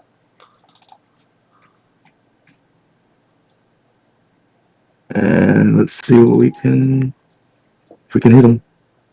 Go for it. Say 24 to hit. Hits. And 12 to hit. Misses. So the hit be 15 damage. All right. This is with what weapon do you use? The battle axe. Battle axe. Okay. Noted. All right. And that should be it for that one. All right. Your first attack carves pretty deep into the shoulder. getting about a third through where the wing would attach to this creature. As you go again to try to like when you're chopping a tree, you kind of hit one this way and then one the other way. Its wing kind of pulls in and ducks ever so slightly, and you hit the hard scales on the outside of this dragon. Your weapon just grazing off of it and swinging back around, almost throwing you off balance. Awesome. Art.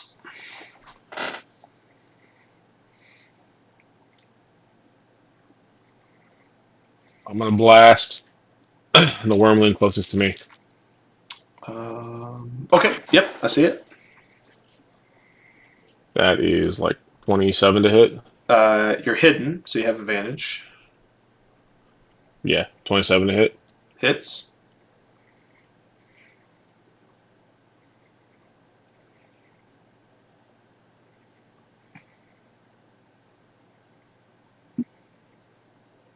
$14 for the first. Okay. And then 23 to hit for the second. Hits.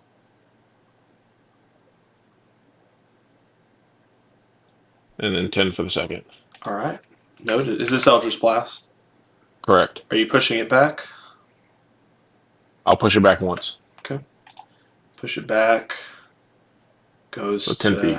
Goes to here. We'll say, maybe here. Yeah. And it's kind of flying in that space. Yep. All right. Nice. The wormling's turns. Wormling kind of looks up and they see Olgrim right there. Nice tasty snack. One of them will go ahead and take a bite at you. 20 to hit, Olgrim. Hits. Okay. And then it will go for a claw as well. 21. Hits. Okay. So Plus 10. God damn. like I said, they're glass cannons. They look really hurt, by the way, after y'all's hits. Let's see here. Olgrim, you would take 17 piercing damage and 4 acid damage. The other one, you watch as its mouth opens up and this ball of acid slowly kind of starts to appear inside of it, and you can just hear these muscles in its neck contracting, and then all of a sudden it just gets launched right towards you. I need you to make a dexterity saving throw. It's a 6. Okay. On a 6, you take 22 acid damage. Okay. That is the wormling's turn.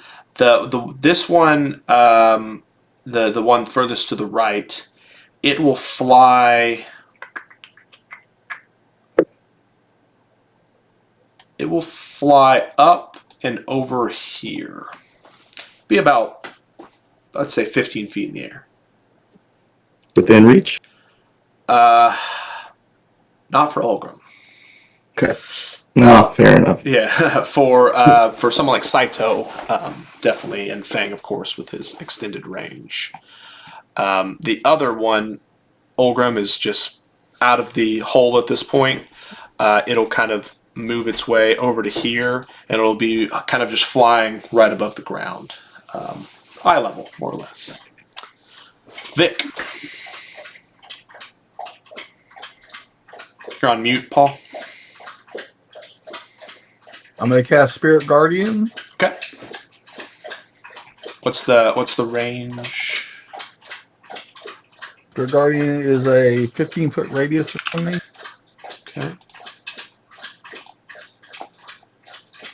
There we go. Correct.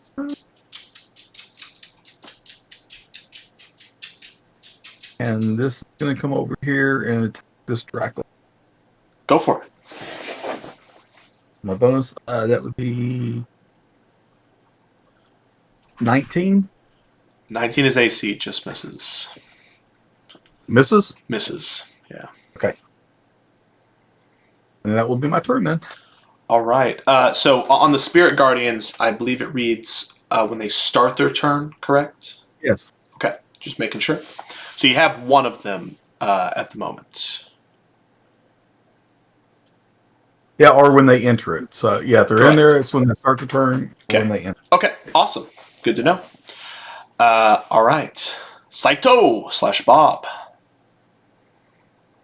I will use Shatter on this one here. Okay. What's my save, sir? Dun, dun, dun, dun. Constitution saving throw, Okay. 14 or higher. Here we go. 21. So I believe I'll take half damage. I mean, Yep. Shatter has a 10-foot radius, right? Can't you get Yep. both of them? Oh, yep. Good call. All right. So that was for that kind of further right one. I will do the other one. Yeah. Hey, man, damage is damage. Damage is damage. So it'll be 1, 2, 3.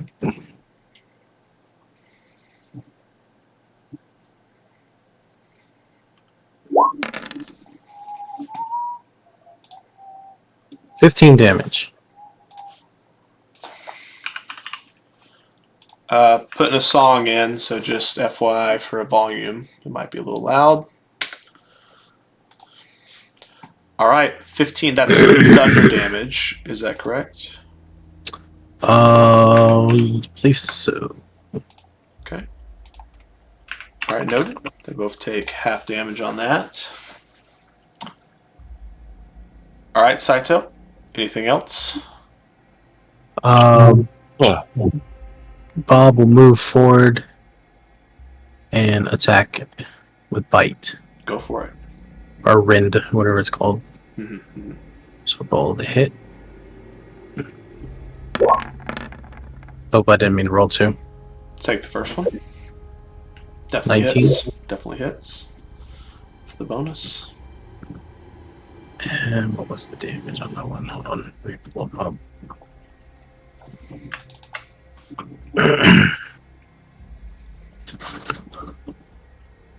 Six D8, 1D8 plus 2. Yep. So just roll a D8 and then add 2, and then that will be the damage. So 6 plus D8 plus 2. No, 6 is the average, so it's D8, just a D8 plus 2. Oh, okay. Yeah. So that would be 7 plus 2, 9 force damage.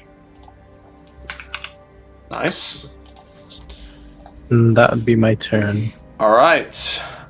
We're finally to the big bad monsters. So let's see.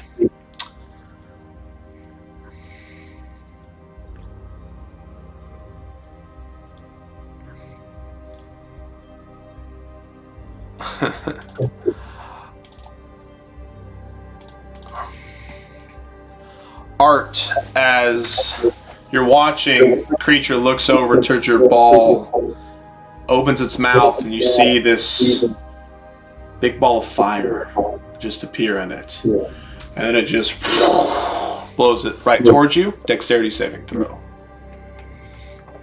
Oh. Art.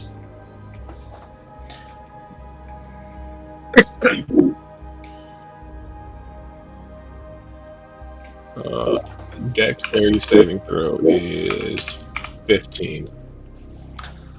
On a 15, that is a fail. Oof. You take 20 fire damage. Ouch. It will then take off into the air, leaving... I passed my con check. Okay, awesome. So Saito, you can take an opportunity attack with Bob if you use Saito's reaction, if you would like. Otherwise, you don't have to. I'll do that. Okay. All right. Roll an attack.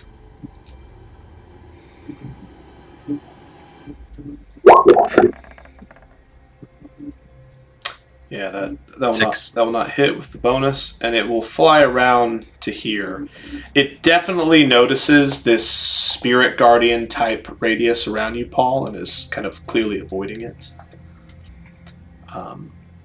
The other one will turn around and... Okay, let's see. Do I have...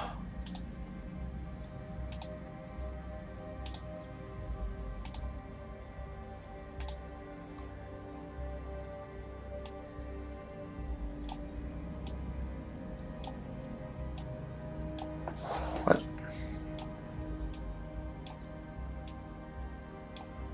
I'm unsure what this means. Okay. Can y'all see that? Yes. Okay. Yep. Unfortunately. I didn't know who could see it. I can't get it to snap quite to my guy, but either way, Fang, Vic, and Olgrim, you will all be within the radius of this blast of fire that will be coming at y'all. So dexterity saving throws, please. Feel the burn. How far does that fire go? 35 feet. It's a 45-foot cone, and it goes pretty far. So it goes a little bit further than that. I was just showing. All right, 17, Paul. That is a pass. Close. A 12 with a reroll. That's a fail. Wait, I'm throwing a what saving throw? Dexterity. 18. That's a pass. So Olgrim takes full. Vic and Fang take half.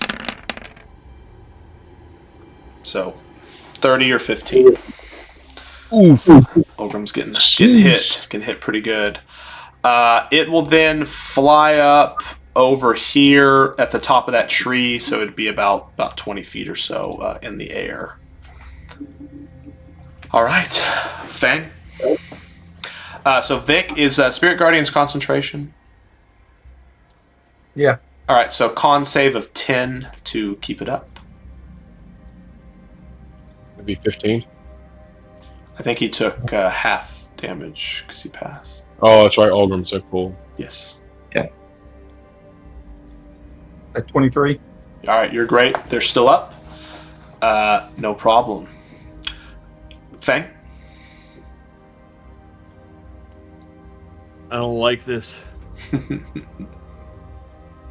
Who say?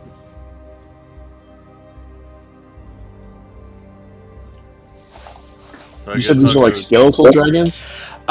They're skeletal. You're unsure what type of dragon they would have been in life, but at the moment you've seen fire from them and acid from the wormlings. If that gives you Okay, so any I go indication. 20 here, and then I will attack this dragon. So you have to be 5 more because it's flying in the air. Five more. I'm flying in the air. Well, how high are you flying there? You said you were like eye level-ish, right? 10 feet maybe. I was at 10 foot, but now what Okay, if you want to fly up to level, it'd be about 15 feet in the air. If you want to go up 5 more. Okay, yeah, sure, yeah. Awesome. Just noting. I keep their height and That is a 22. 22 hits. Is it a 22? Let me see if I'm lying to you. Okay, I would like to know that. Yeah, it's a 23. I was lying to you. Oh, okay. I kind of like the 22. So that's a 1d6 plus 6. So that's a 12. 12, noted. Oh, wait, I'm supposed to do 2d6s plus 6. So it's 13. Okay. Noted. Okay, I'll try to hit him again. Go for it. Missed. I'll try to hit him again with Stunning Strike. That's 16 and 9, 25. Oh, that hits. So roll damage, and I'll roll. It's a con save if I remember correctly. That's 16 damage. Very nice. All You right. got to beat a 14. Is it con? Just to verify. Yeah. Okay. Here we go. 17. Okay, and then I will move up to here, kind of behind this pole. You know if you move, they're going to get an attack on you. Oh, wait. I forgot he's 15 too. Yeah. It's flying a little bit higher than you, and so it's right about that 15-foot, area that you're currently at. I mean, if you can hit it, it can hit you. No shit. This is how it feels to be me, Chris, when you have your Am tattoo. I still within 15 feet there, so I'm not out of its range? Well, go back to where you were. So there are two squares in between you. So as long as there's 2 squares in between you and you don't change your height, yes. There's still 2 squares in between us? 1, 2. Yep, you're fine. Okay, then I'm there. Awesome. Okay. You happy with that thing? No, I have to be. Okay. That is a good attitude. It is now the environment's turn. The layer actions. Oh, Jesus, what is that? You watch as essentially the entirety of... I'll move Eshla a little bit here. The entirety of this hole, this 15-foot holes, is filled with the head of an undead dragon. An ancient undead dragon. You can see very clearly on the back of its head this skeletal warrior with a scepter and all kinds of items that would relate to dragons, mostly things related to the goddess Tiamat. Eshla you can see him straining ever so slightly. The barrier kind of increases and the head kind of bumps against it. And he goes, I should be able to keep it from causing any trouble. Just don't let any of the dragons out here hit me. Should is the key word. Holgrim, you're up. Okay. Okay, I'm gonna try and take out the guy in front of me.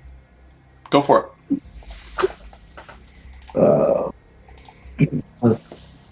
25 to hit. Oh yeah, that hits. That'll be 15 damage. 15 damage, let's see. It's very hurt. Okay. Second one is 13 to hit. That's a miss. Alright. And I'm going to use a second wind to regain some. Okay. Yep. And that should take my. Okay. Awesome, Holgrim. Art, you're up, sir.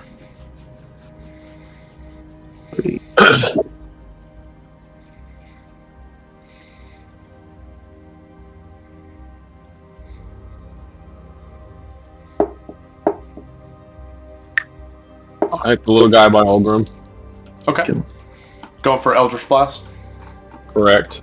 That's 27 to hit. That's a hit. And that's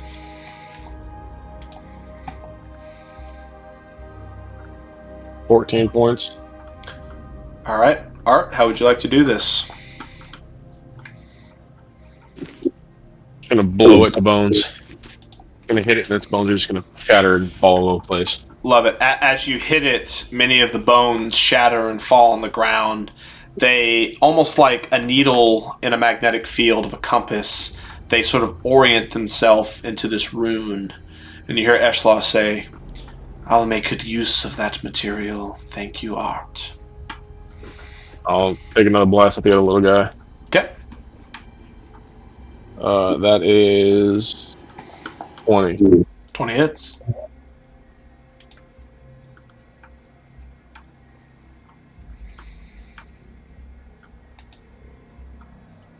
$13 points. All right. Same thing for that one. Correct. All right. Bones fall down to the ground. They rearrange themselves into a slightly different rune. Eshla says, and that one as well. I'm just gonna move a little bit. Absolutely. Then I'm done. My wormling's turn. Okay. Vic's turn. Okay.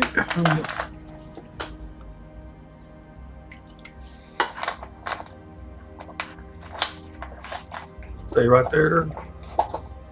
I'm gonna do a lightning bolt, and I'll hit this one. I don't know if you can see me moving my Mercer or not. If you hold the pointer on one of them, it'll ping it. I can see that, yeah. So I'll cast lightning bolt there. Absolutely. Is that a dex save for me? Yes. Okay. These 15. Yeah. Okay, should be coming in, hopefully. Not sure if that rolled or not. Let me do it again. There we go. 14. They fell. That's a fail.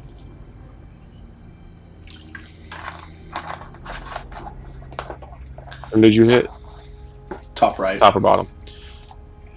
Top one. So this one's hovering or flying about 20-ish feet in the air, so Vic aims a lightning bolt right up at it. Hits a dead center. That's 28 point. Okay. 28 points. Lightning damage. Very nice.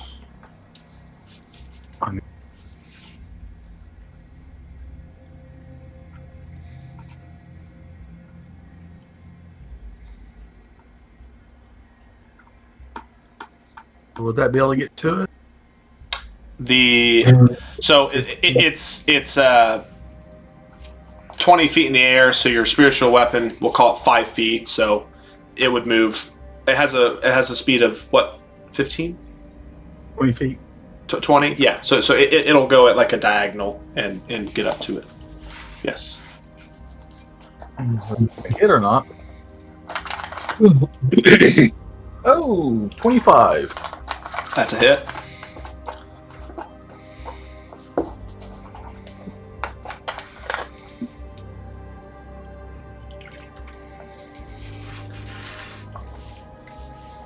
That'll be 9 points of damage.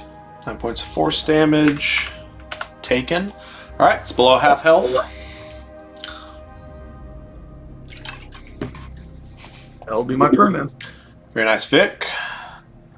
Saito. Okay, I'll cast Shatter again. Alright. Which one you hitting? This one here. Okay. I'll take my con save. That's a failure. Big ol' 6. So, what was it? 3, 8.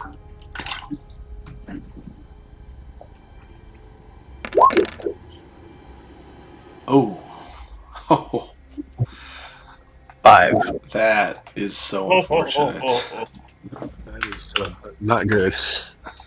5 thunder damage. 5 thunder damage. It was like one of those squealing fireworks and less of a mortar round, you know? Oh, I'm supposed to roll extra d8s for that. If you upcast it, right? Yeah, Yeah. If you're going to upcast, just make sure you say beforehand. But yeah. I was counting the upcast, the 3d8s. yeah, you can rectify it in this case, just whatever level you meant to cast it at, so you can roll the rest. But It'd just be 1 extra one. okay. Hey, it's 60% more. All right. So 8. All right, damage is taken. Anything else, Saito?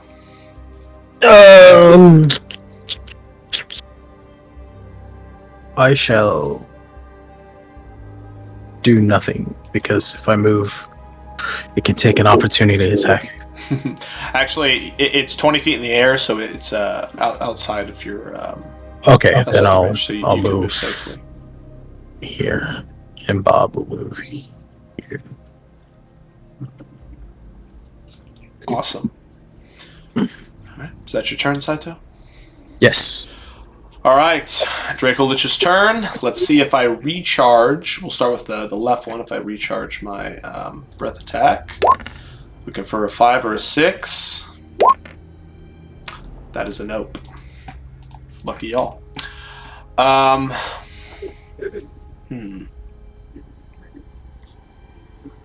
one of them blew the load on just me. It did. Figured it'd be a little harsh if I 16d6 the rest of the group. Y'all are supposed to look at least ziggy here, but you know, is what it is. Fang. Ziggy's a bitch. Fang, you look like a tasty snack. No. I'm gonna swoop down with that one closest to you and take a few attacks. 16 to hit.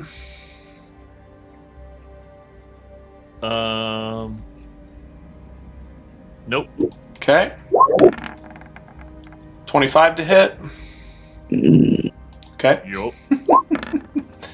And 25 to hit. Nope, that one didn't. Okay. Only the first one. That is 22 slashing damage as you avoid the bite, but 2 sets of claws come in and rake across the front of your body, drawing quite a bit of And used that blood. bitch slapped. You did. I'm down to 11 hit points. 11. So it would have moved to about here, and then it would have flown up to a level of 20 feet, which would be right at your 15-foot range. So you can still hit it, of course. Yeah, because he didn't want to leave my range. You didn't want to leave your range. Yeah, it's not dumb. It knows what you can do. This other one. Other one will come over here and take a couple strikes at Eshlaw. Well, that's not. 13 misses. 15 misses. 18 misses. Alright. Y'all are saved. Fang.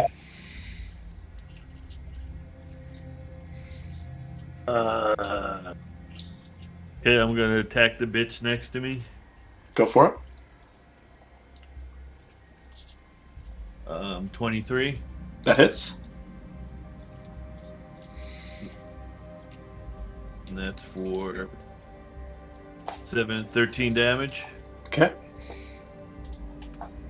Hitting and striking again with stunning strike. But I missed, I guess. That's a 7. Yep, 7 misses. And I'm going to try to hit one more time with stunning strike. Go for it. 18, so that's 27. That hits. Roll your damage. I'll roll my con save. Ooh. 11. And Stunned! damage is 17. Okay. Stun falls to the ground, right? Paralyzed would, not stunned. Stunned is like being dazed, essentially. Like you're just kind of like, what the fuck's going on? Okay. Yeah. So Fang, that was 11 on my con save. Is that a failure? I'm assuming. Yes, that's a failure. Okay. Stunned, so I will not get my next turn. Yay! And I can't attack you with opportunity attacks. Yeah, I know. I'm thinking about how far I could run.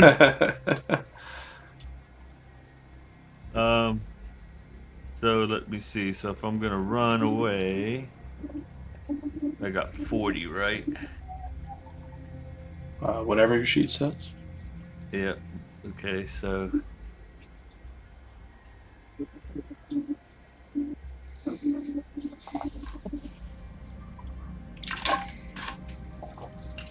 Why would you run? You can't do anything, do you?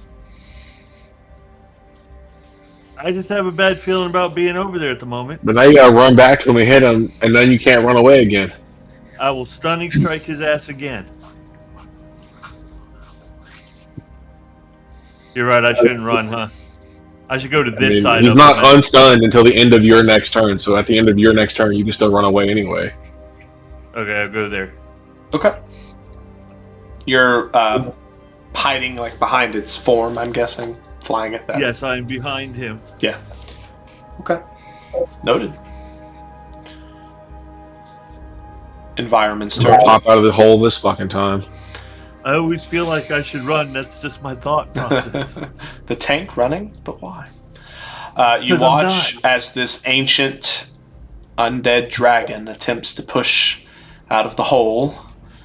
Not on my watch.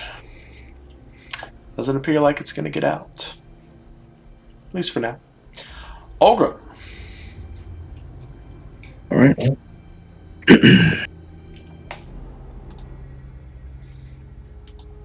All right, I'm gonna throw some hand axes at the dragon in front of me.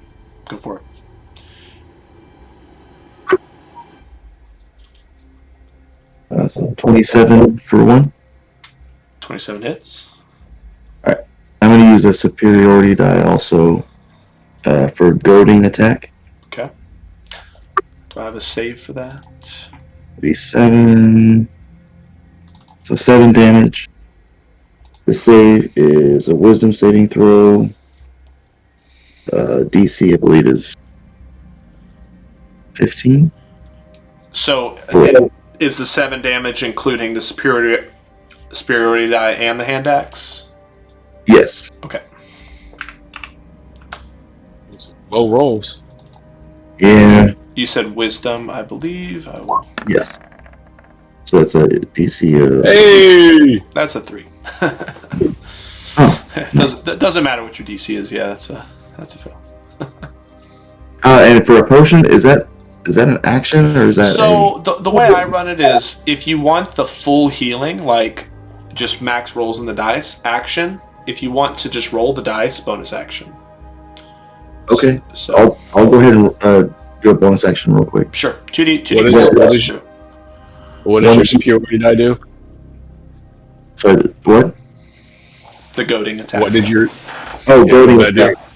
It just he has disadvantage if he attacks anybody but me.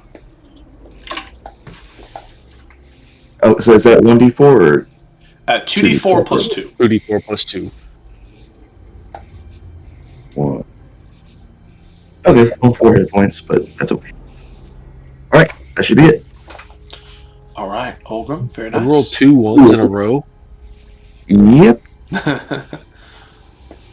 It's all right, guys. Rolling low is Where it fun. counts, right? Yeah. He's learning from Saito. Art, you in your darkness sphere. It's your turn.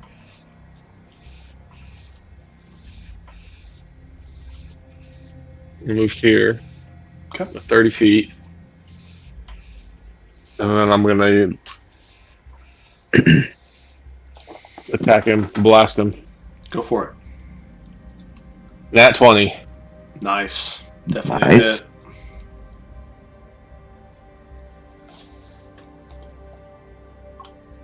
Yeah, 8 you- is you got roll. 16, plus 4 is 20, plus 3 is 27.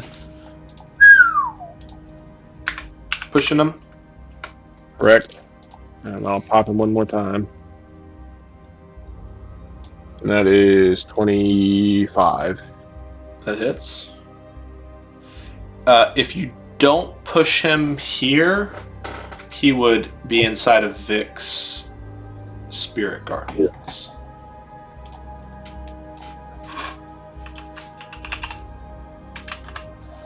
Wouldn't he be if I pushed him again? I think at your angle. Oh, I think I only moved. So I think I was here.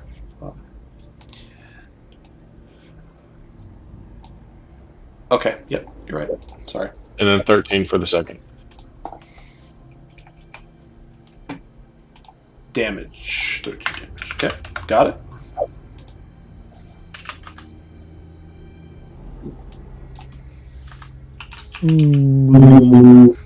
That's all. That's it for now.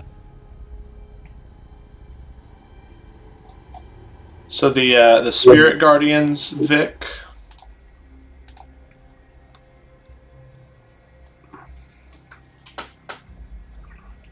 That's when he starts his turn.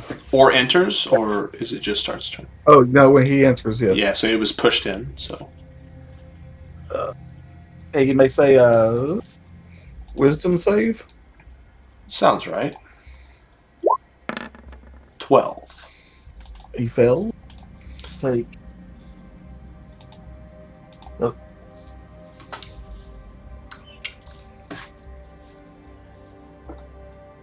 18 points of damage. Okay. And he's took 58 points of damage. Yeah, this one is pretty hurt. Okay. All right. Anything else, Art? I am done. Okay. Vic, is your turn, sir. Okay, I'm gonna move up to here. I'm gonna cast Cure Wounds on Ulgrim. Level 3. Level 3. Okay.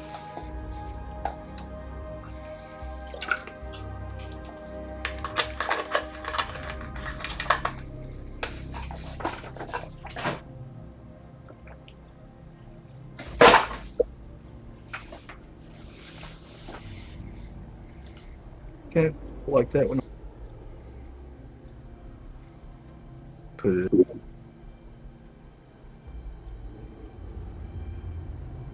Yeah.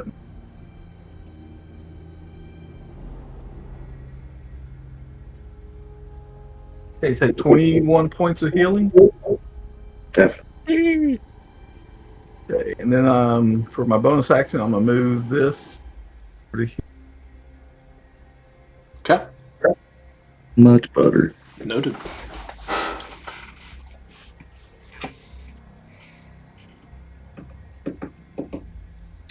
Is that all, Vic?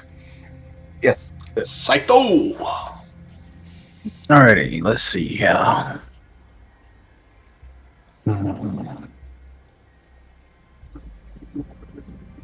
I'll cast Shatter at level 3 on this one. So that's your favorite spell. It is. 16. So you'll take half of 3, 4, 5 d8s.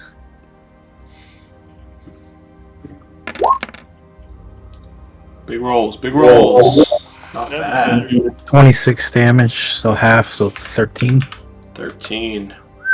Okay, I'm man. done. Both of these are real hurt. That was my last big spell.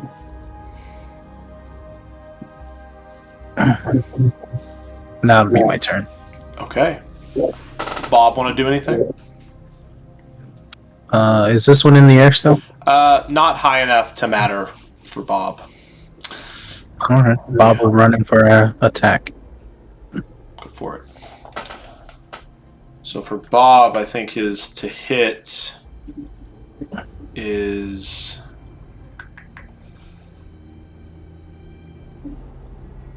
It's your spell attack modifier, so it's a D20 plus proficiency plus intelligence. Just by the So way. plus 6. Okay. Yeah. 11's not going to hit. That's my turn. All right. We're to the Dracolich. So I will roll to see if I recharge my one that is stunned, even though I cannot use it. Because my thing is stunned, that it is not recharged. I will now roll for the one that is in good shape to see if it is recharged. It is also not.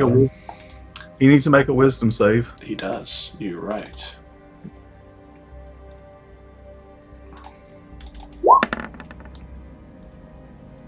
That's a fail. Full damage! 17 points of damage. Okay. That is very close to the end. Whew. What does Spirit Guardian say? Can I move closer to you? Is there Half speed. half speed? Thank you. Is it half speed while within the range or just half speed overall? Okay. Yeah, half speed within. All right. Let's see here. You know, it views you as a problem, Vic. It's gonna fly over here. It's gonna fly here. It's gonna fly high enough up to be outside of your sphere. If you took one step to the right, it would be back in, just FYI, at the moment. And it's gonna take its attacks against you, Vic. At disadvantage. Don't I get a opportunity attack since it moved out of my range? It moved out of Bob's range, yes, if you would like to use your reaction, yes. Yeah, we'll do that. Do I have disadvantage with Spirit For the goading attack? For the goading attack, because it's not against Ulgrim. Thank you. Oui. Oh, shit. Hey! Okay. 26. Yeah, roll damage. You doubled the dice. You might kill it, actually. Let's see. It's a 2d8 plus 2. 2d8 plus 2. Watch it be 4 damage. Yeah. Okay. Hey! Saito, 17. how does Bob want to do this? This is an undead red dragon. Bob jumps up, grabs it by the throat, and just rips its head off. Okay.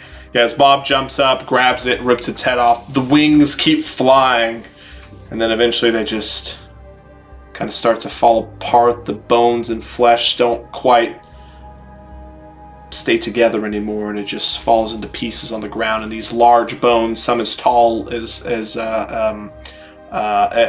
Saito, Vic, multiples of feet, up to maybe 7 or 8 feet, they arrange in the ground on this giant rune.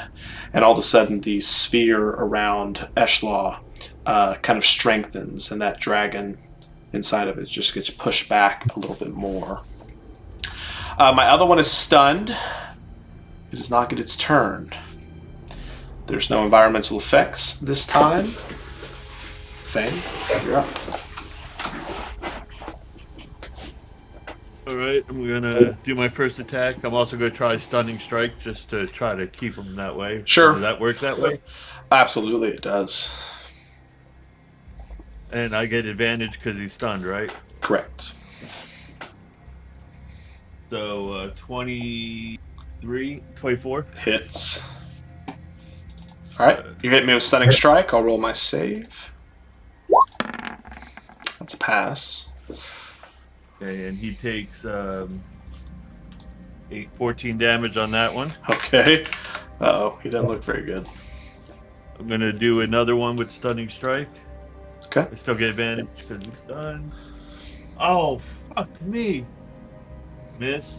That's a miss. Well, 7 and 8 is 16. That misses, right? It does. I'll get one more shot at him. Mm-hmm. 24. 24 Did you just say hits. 7 and 8 is 16? He did. It doesn't matter. And that's 11. Fang, how would you like to do this? Oh, shit. I punch right through his eye socket and I just pull out his brains. Okay, whatever's left of the brain is pulled right out. Through the eye socket, the creature falls to the ground, slowly beginning to disintegrate as the bones are sucked inside of the main circle of the Druidic ruins, forming a rune on the ground. And you hear Eshlaw say, "Very good, very good. You won't be getting through today, dragon." And then all of a sudden, it gets pressed down and just disappears. All of a sudden, the tension in the air, the winds, the feeling of magic being drained out of you subsides once again. And there's a momentary peace. Eshlaw calls out, "Now is the time for anyone that wishes to leave. I can't keep it open forever."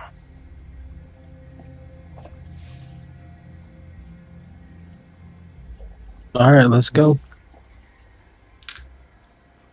Dragonborns make their way. Some of their eyes are huge as they've been watching this fight from afar. You can hear many of them saying, Those were dragons. Did you see them? Bye, Saito. Enjoy your mason jar. Saito, any last words as you depart from this plane? Well, it's nice knowing everyone. It's fun traveling with y'all. Good luck on your journeys. Good luck to you too. So long. Maybe y'all have formidable battles in the future.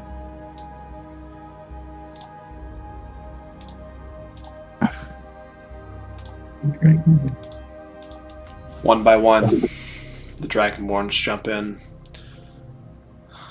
Katima looks at you. Together, Saito? Sure. Reaches out, kind of grabs onto your elbow. And y'all hop into the portal, disappearing. Get Saito jumps in. He's got a girlfriend!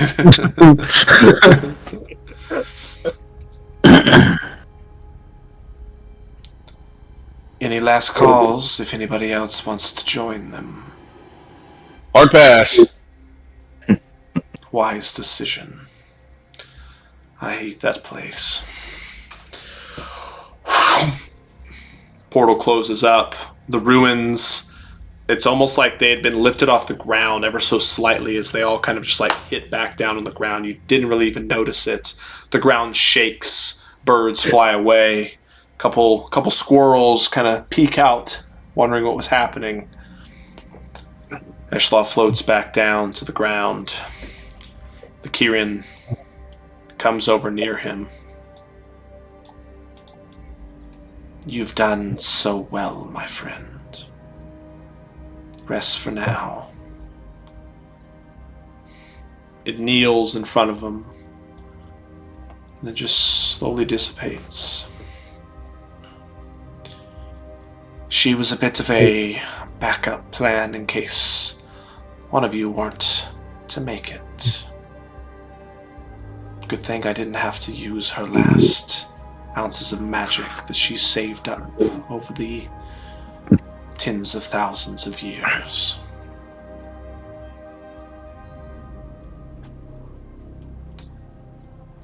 Well, that's another day's work done.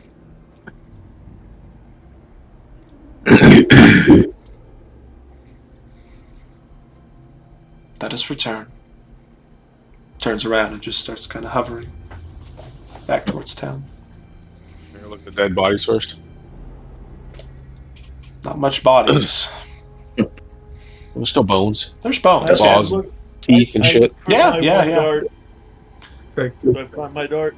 Gather up pieces. I have no idea what you're saying, Chris. You're so far away from your mic. You do, Chris. You find it. Do I find my dart that I'm looking for that What- I threw What's in up, the beginning? Paul? You do. What's up, Paul?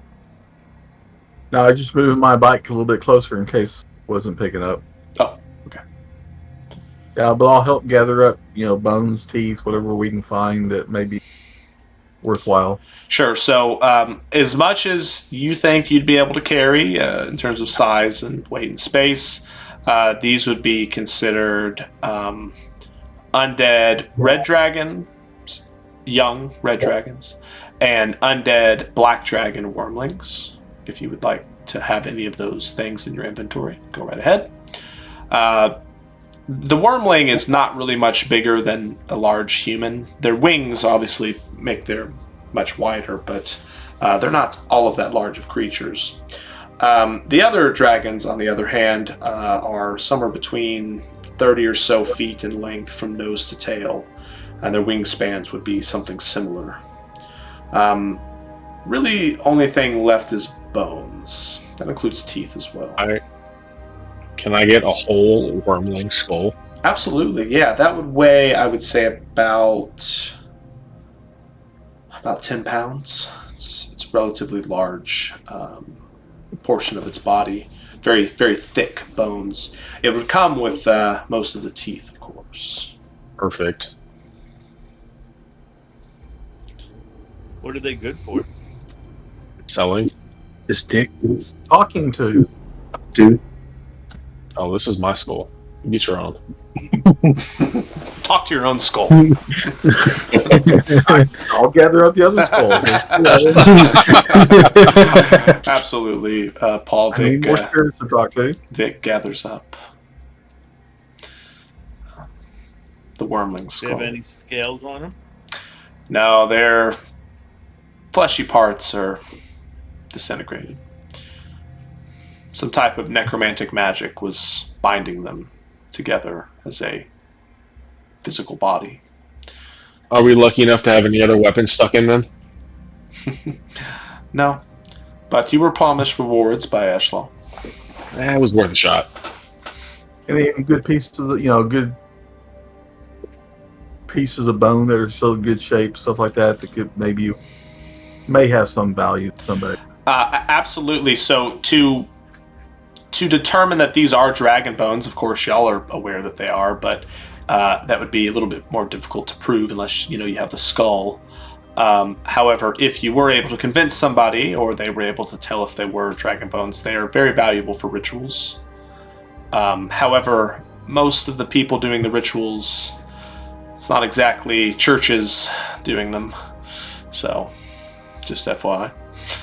They make wands and stuff like that out of bones. They do. Yeah, they make certain types of armors and all kinds of things. A lot of the things that require dragon bones would be more black market items. Just an FYI to the group. I could possibly find somewhere to sell them at if you got them. Yeah, got a bag of holding, you can stick them in, of course. Yeah, I got one.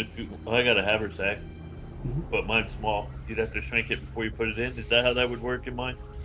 That's the ruling. Yeah, it's the downside and the plus sides, right? Making that bag basically worthless. My bag. You got a bag of holding. You got plenty of room. I don't. Somebody else has it. I think Paul has it. I have no idea. Yeah, I have it. Or I have it written down. So yeah. Saito left all his gold and everything behind for the party. I have no idea what that is.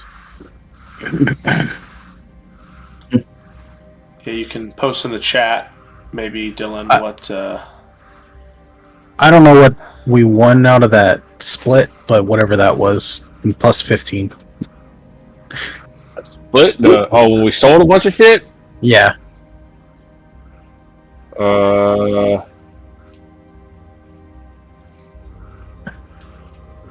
1323 is what you would have had.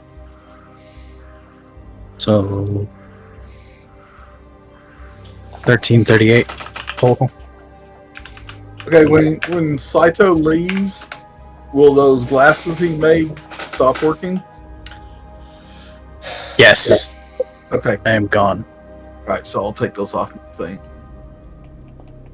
My magic has disappeared from this plane. I can't see. I can't see shit. Okay, so I deleted that, so no longer have that. What else is all you left behind with your gold? Those gloves that I had, I can't remember what they were. That's helpful. Let's see. Send it to Hunter a while back.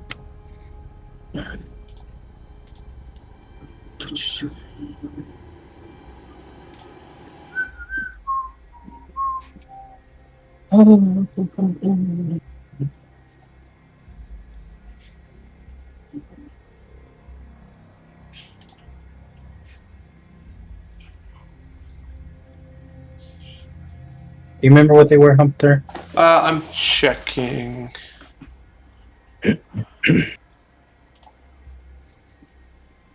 Didn't you just do an inventory list? Should be on that. Yeah, I don't see it.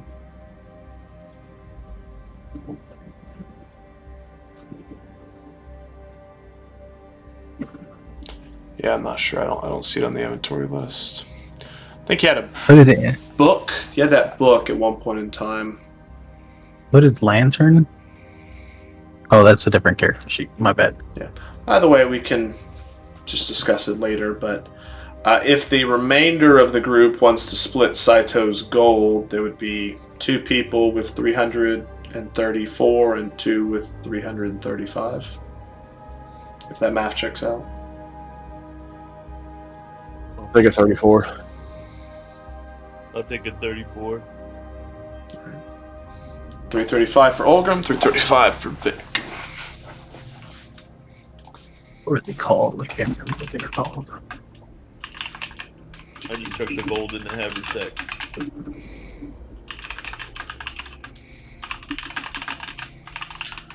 Yeah, that gold doesn't spend very easily in Ravnica. No, it does not. What is Ravnica?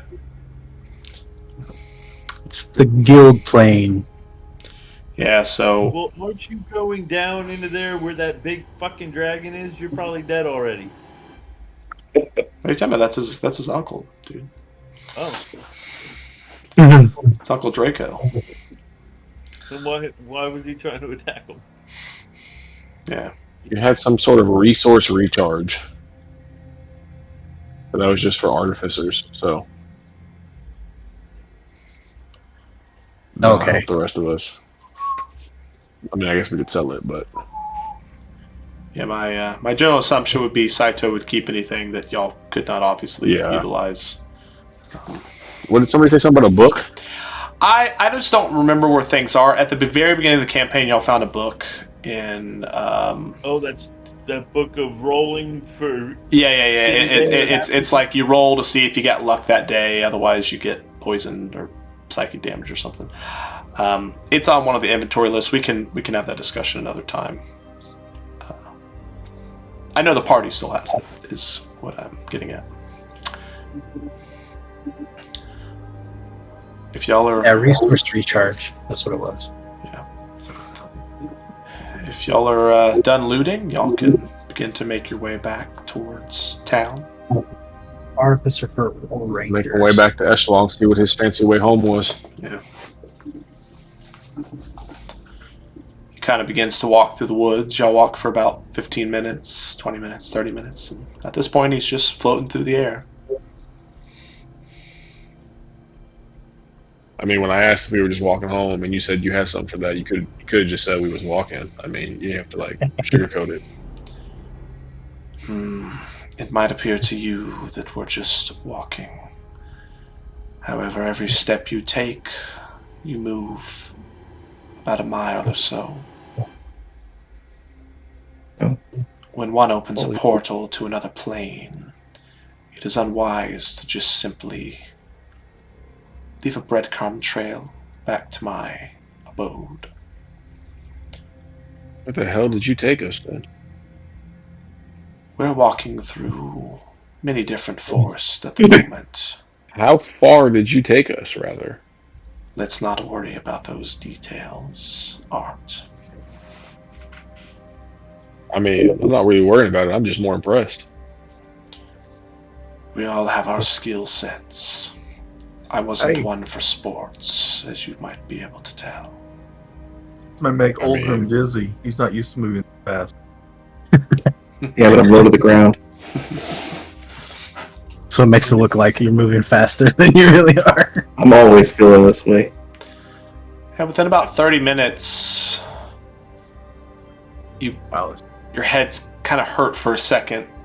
All of a sudden, the darkness around you just doesn't seem quite the same level of darkness as you realize you're just outside of the city gates. As Eshla floats up to the gate with his lantern in hand, the guards immediately, Guildmaster, please come in. So we're back to where the carnival is. You're at the city. No, we're back in town. At the city at the moment.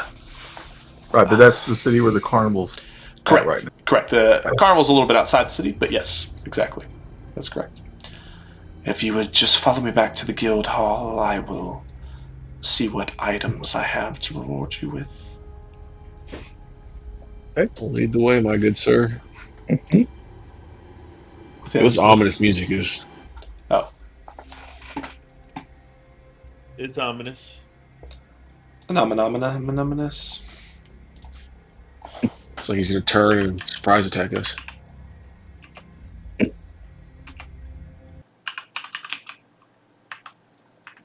got I quiet. Here you miss go. our other Coming. friend. You want Bird Boy? Monet! Monet! Monet, Monet, Monet. Or are you talking about your best friend Saito? Bonet, I miss Bonet. No idea what that is. As y'all make it back to the guild hall, you come inside. Everyone just clears the way for the guild leader, the guild master. Many people give him a slight nod, a slight bow. He doesn't even acknowledge them. He yawns. Floats to the back. You follow him into another chamber that just doesn't seem quite right, the number of turns you've taken. Into a small room. It's full of numerous items, weapons. Most of it seems magical, scrolls and potions. This is one of the locations I store some of my less used items. I'm sure I'd be willing to part with a few things. So, there will be some options for a few different types of potions, not healing potions, just some of the other little bit more exotic ones, as well as a couple rolls on the tables that I have. So I'll just have each of you, including Dylan, just roll a d100, please.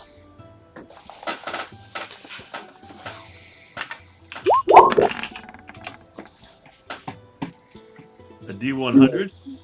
Yes. 55. All right. Hey, Chris, do it online. 62. All right.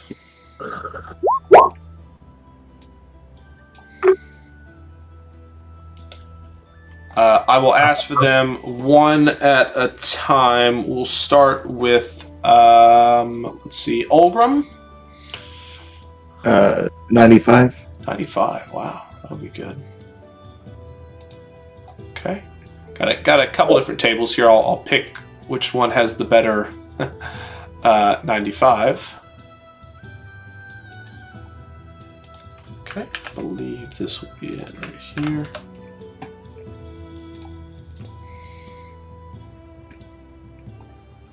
Take a second for it to load.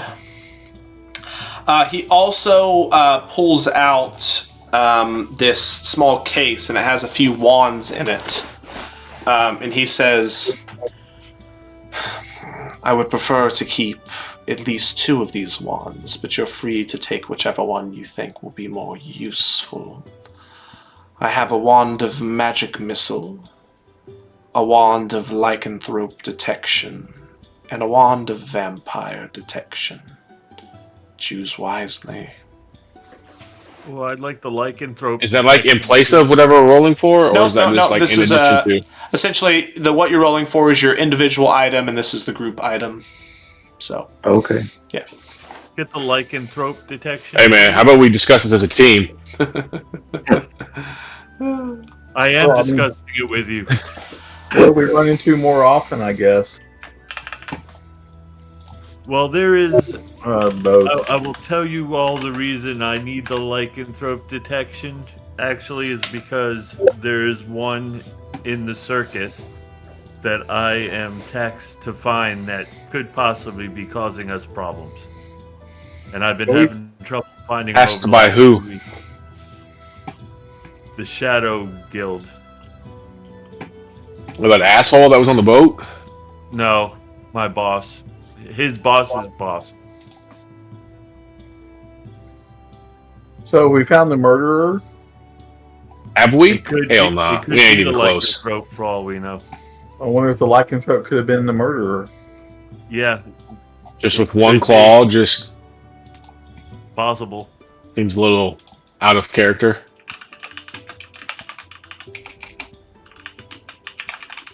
It was a vampire. Well, vampire leaves 2 puncture. Yeah, and you're not here, Saito.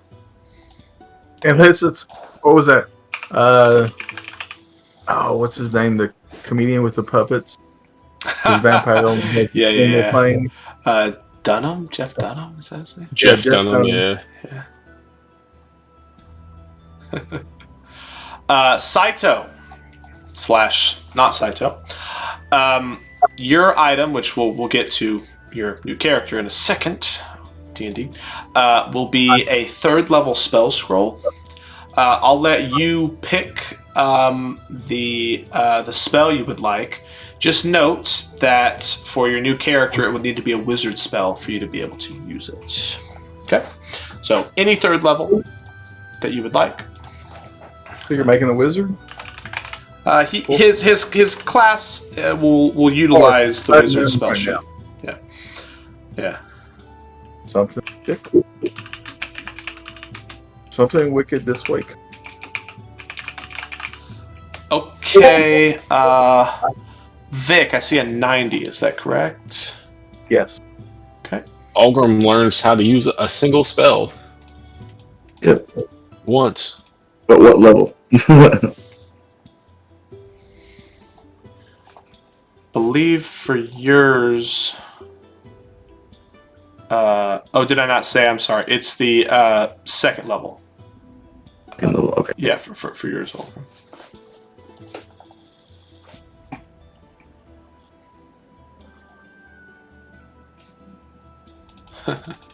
Some of these are horrible.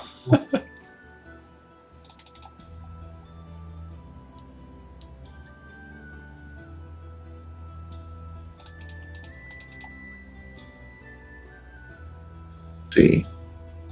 Any spell? Let's see. Correct. Any spell.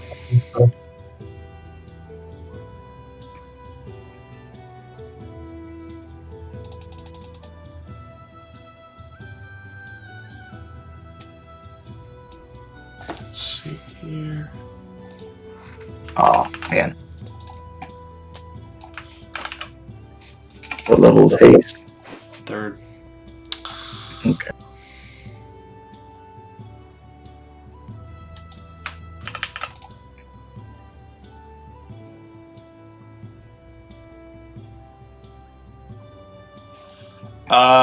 Vic.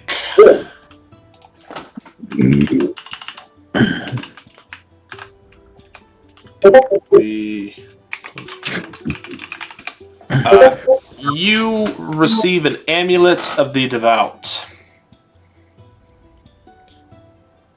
I already have an amulet. If you already have one, you can bump the one you currently have up to a +2. I think you have the +1. Yes. Yeah, then you can have the +2. Okay, cool. So That'll make me feel a little bit better then. yep.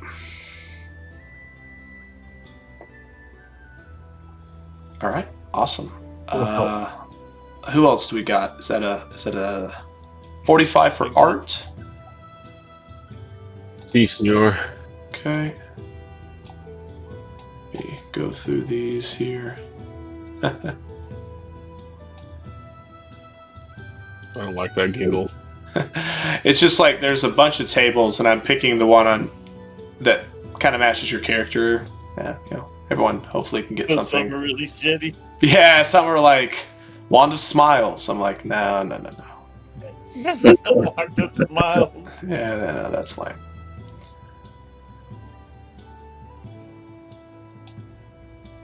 Oh, that is an epic item. Wow. Let's see.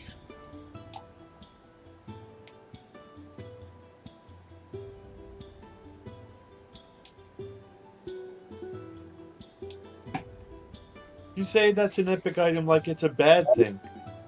No, yeah, Right? I was just just talking. I honestly am not sure what this one does. Let me see. See how screwed I am giving it to y'all.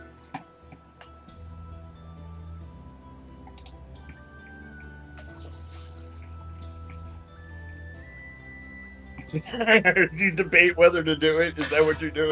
No, not exactly. This one's fun art. potion of giant strength. It would be What is that gonna do for me? fire giant. So for an Jesus. hour, your strength score, or anybody's, you Yeah. just have it, will turn into a 25.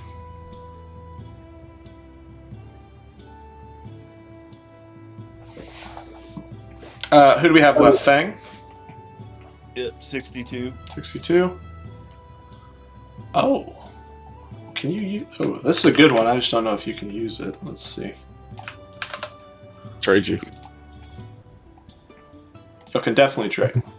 But I will try to pick the best one for each.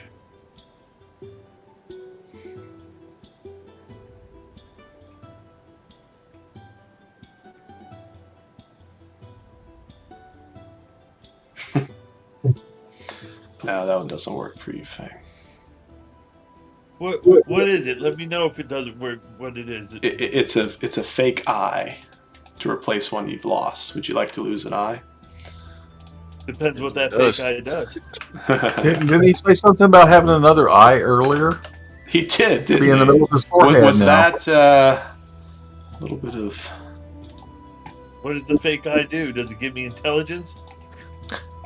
You just be proficient with investigation. Something you don't want, right? Fucker. Ooh, I think you'll like this one, Fang.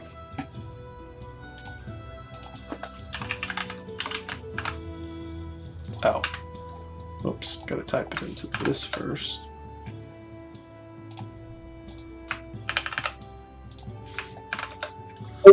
The oil of sharpness.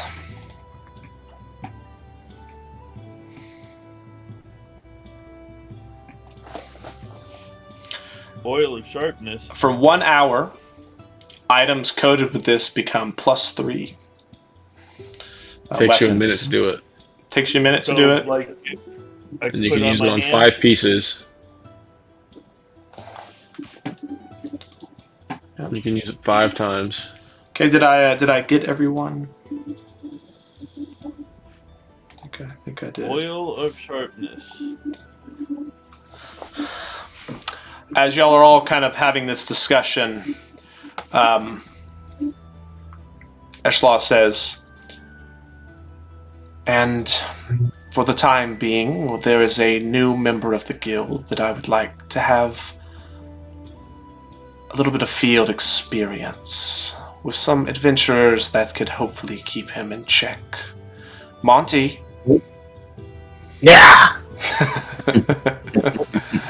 Alright, Saito, you got some character art and tell them what they see, or Dylan, sorry, tell them what they see. I'm going to call you Saito, just like I call Cody Ombo, and yeah. I'll post it in the chat. Alright. So we're going to take the lycanthrope. Nice. one. Fuck is that thing? Are you a goblin? I am. He's a goblin. Y'all are such a motley crew.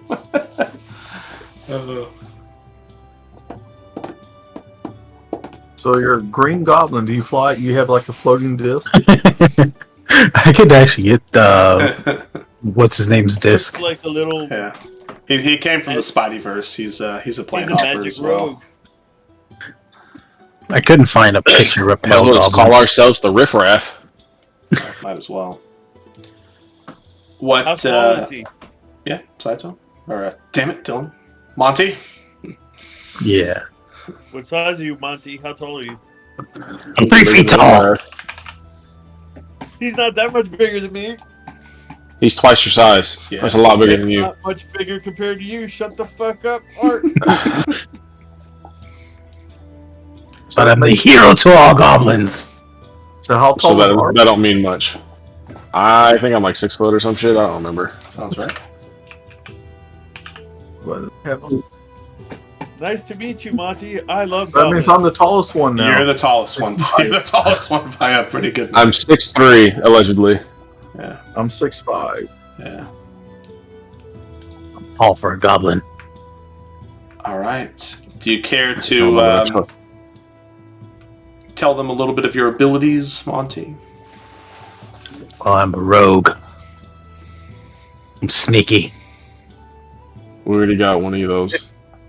What do you bring to the table? I like You to. never have too many sneaky people. You know, you I can't could- have too many of unsneaky people. Me and him will be best friends. I'll be the greatest thief there ever was. Second greatest thief, but yeah. Monty Yeah, has a Hugs is already habit. bound for troubles. Monty has a habit of taking things that aren't his. We already have Like one this. of those. I don't think we need two people that just steal everything. Like Are you sure this this is a good idea? is the king of all walruses' beard comb. He's a bit of an oddball, Fuck's but I a think he'll walrus. fit right in. You trying to say we're oddballs there? In the A carnival. hen art, a fork. Just gonna look at it and just fucking throw it over my shoulder. No, it's the king of all beard combs. Yeah, sure, it's your fancy dingle hopper.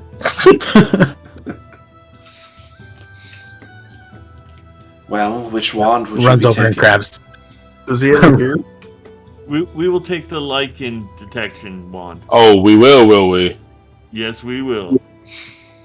Like it, you say? There's lichens about. And They stink. He talks to himself sometimes as well. They stink. So clearly we have a need for one of the wands. That leaves one left. Do we want the attack wand or the other sensing wand? Oh, we get two of them? No, you only get one. No, you get to pick one. Oh, only one. I Okay. thought you said two. Gotta leave two. I mean, he asked you to leave two. You could always convince him to let you take two. You are the only one that could probably possibly convince him. Probably possible. Oh yeah. I know I'm not going to try. Well, I mean, we could tell them about that vampire guild that was trying We to did. do this. He's very aware of it. Okay. Yeah, he had mentioned that the Midnight Horse Adventurers Guild, and I don't know, they're pretty well known to be vampires. They live in a vampire territory. They're not illegal per se, but they do things in different ways than the law sometimes.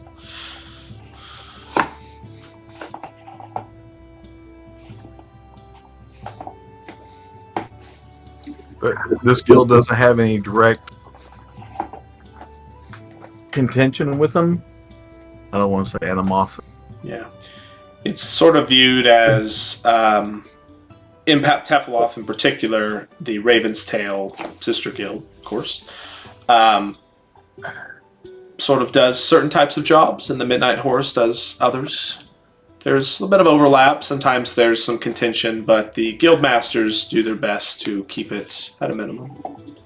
There's a split, or a common interest in keeping the peace, especially during these times of war.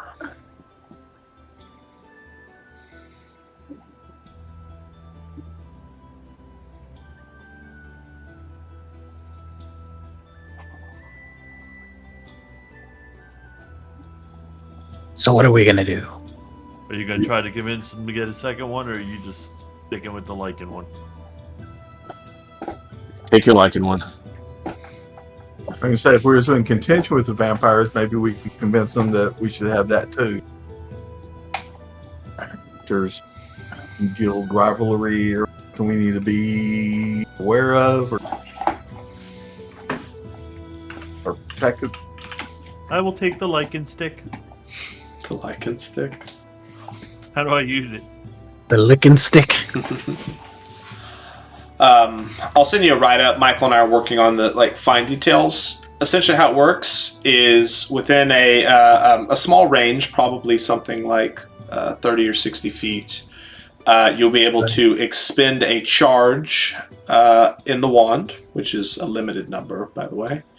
And for a certain amount of time, you will be able to detect the presence of a lichen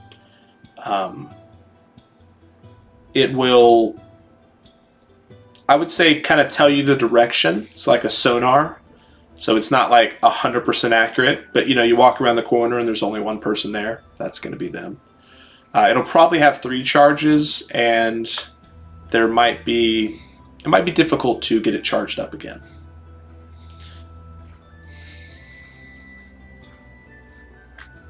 Use it wisely. Lichen stick. Lichen stick. Okay. You figure it out and but that's more or less how it works. It's just it's like locate creature, locate object, but a much smaller radius.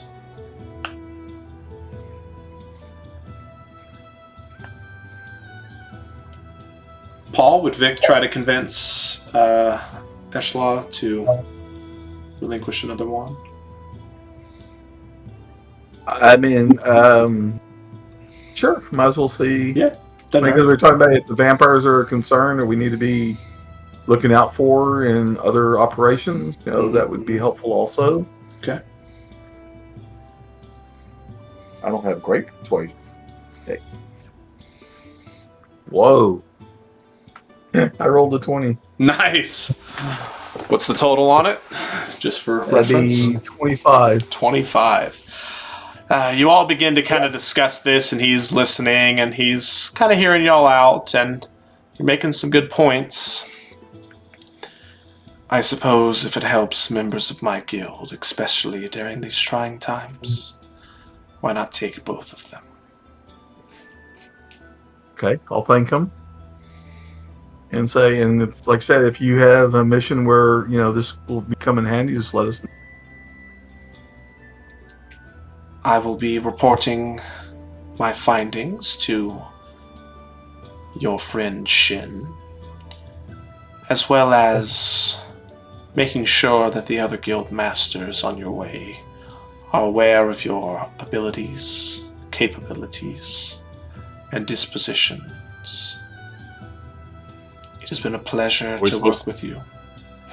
Are we supposed to stop at all the Raven Guilds along the way? That is what Shin has set up. Just to check in, of course.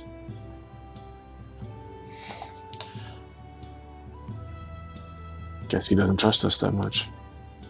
Will you be all going back to the carnival? There's a carnival? I mean, if I had to say in it, I would say no, but I don't think I have an option, so... Well, if there's no further discussions, I have some things to attend to. Thank you very much, sir. Now, this guy is the guild master of the one here, or is he the guild over the whole guild? So he is the founder of the entire Ravens Guild, as well as the guild leader. So he calls himself the guild leader, and he's the guild masters of the Raven's Nest, which is the local guild here. And y'all are quote-unquote members of the Raven's Tail. Though it's more of like, State Farm's got an office here, they got an office here. You're all State Farm. That kind of thing. Okay, so he's the head. Yes, he is at least 3,000 years old. Very capable. In fact, as you're all kind of about to head out, the lantern he carries in his hand, which FY Paul looks nothing similar to yours, by the way, just to avoid confusion. It flares in light, and you're all blinded for a second, and as your eyes readjust, you're all standing outside the carnival. That would be cool if my lantern could do that. It would, wouldn't it? That'd be really cool. Yeah. All right. All right, I go back to my cart. It's nighttime, right? It's not. Well, it's nighttime. It's a little past midnight. The carnival is, I would say, quote unquote, going on. But most people are kind of like, all right, get out. Show's over. I need to sleep because I am wounded. What do you mean sleep? We have to patrol now. I will take last watch so I can sleep before I patrol. All right, well, I'll go on first watch stuff. All right. I'll take first as well. Y'all are suspicious of the kids, so I'm just letting you know. If you want to determine when they take their watches, tell me who you want and all of that. Well, I would say we split them up with every watch. Have Yeah. right? Is that what we did before? That's what we have been That's doing. what you've been yes. doing. I'm just letting y'all know. So I'm not the one driving who's on which watch. I've just been kind of randomly assigning. Right. So we'll split them up. That way they can share a watch with us and with our. Are you like walking this watch, or are you just like sitting this watch? This watch I'll walk on the first watch. Okay. And that way, like Fiend's injured, Oldrum's injured, so they can sit there and take their rest now. Unless you want to do the first watch, then I'll do second watch. It's up to you. I mean, there's 5 of us. We can both take this one. It doesn't matter. Well, I Should mean, I do? Fiend and Oldrum should probably do the last watch, so that way they get their long rest in. They're both injured pretty badly. 6 one way, half a dozen the other. I don't care. All right. First watch. We'll have Vic and.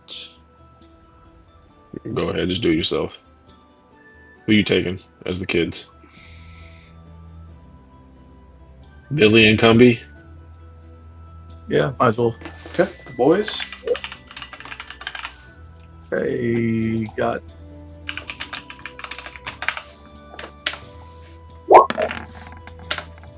Oh God. Oh my Lord. Damn! Just make I sure. got 20, 25. Okay. All right. Let's just ignore all my rolls because with the 25, they don't exactly matter. Vic, I would say you would have probably been filled in by your group members that the head roadie, Jonesy, who you've talked with before, and a female member of the carnival that you know who she is, you're just not sure much about her, were using the cart that that you seem to have a connection to as their midnight place to have sex. So just that information would have probably been passed on to you. Boom boom room. Yeah, boom boom room, exactly. Boom, boom, boom. I want you in my room. Unless you're looking for something specific, Paul, Vic does not notice anything on his first watch. If you're looking at something for the kids, or you're trying to, check into them or anything like that, just let me know. But on the base, nothing seems off. Yeah, just see if while they're walking, if they're doing anything suspicious, if they're paying attention to anything more so than just looking at everything. I'll say on Like if they pay specific attention to something, to see if they Sure. In one night, it's hard to tell if they're particularly paying more attention to something than the other, unless it was very obvious. On your 25 or whatever that you rolled, super high roll, you don't notice anything. They seem like they're just patrolling. Second watch. Second watch, I'm gonna be on the cart that I have attention to, and those people who are trying to get close to or around it, I'm gonna use spirit whisper and put words in their mouth and their minds that they don't want to be around. Okay, noted. Art. Who else? We got Monty as well. I don't trust this kid. He can stay on the cart. I'll take the other 2 kids. Okay. Sarah, Nymphadora. I have an 18. Okay.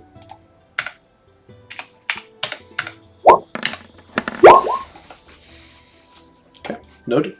Are you paying any attention specifically to them and how they patrol? Yeah. Give me an insight check.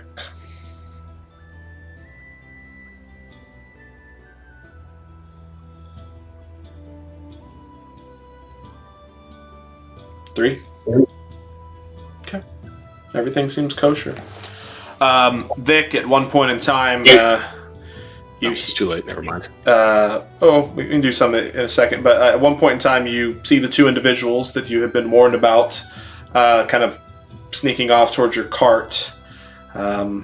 all of a sudden they kind of meet up and they're looking around, they're kind of chatting. You hit them with their spirits, whispering things in their head. They kind of look at each other. You hear the guy say, "Yeah, this place, maybe we should find somewhere else. Let's go." And they head off around the other side of the carnival. Okay. Third watch. So we have Fang, Olgrim. Is it too late to re-roll my insight? Oh no, go ahead. Yeah, go ahead. Yeah, that was quick. So. What about a 13? Sorry, nothing on the 13 either. I'm gonna re-roll my lousy one. Okay. Whatever. 8. Yeah. On Olgrim's 22, Vic's 20. Doesn't really appear that much is going on in the early hours of the carnival. With that, it is morning. In real life, it is getting a little bit late, but we have a few more minutes if y'all would like to do something specific this week. If you don't have anything very specific to do in the morning, then we'll pick up next time. I just want to try to learn instigration. Nope. Instigration, okay. Instigration. Investigation. Art, if you're willing to spend time teaching. I'm good at investigating. Not today. Monty can help you. Today. Oh yeah, can you show me, Monty?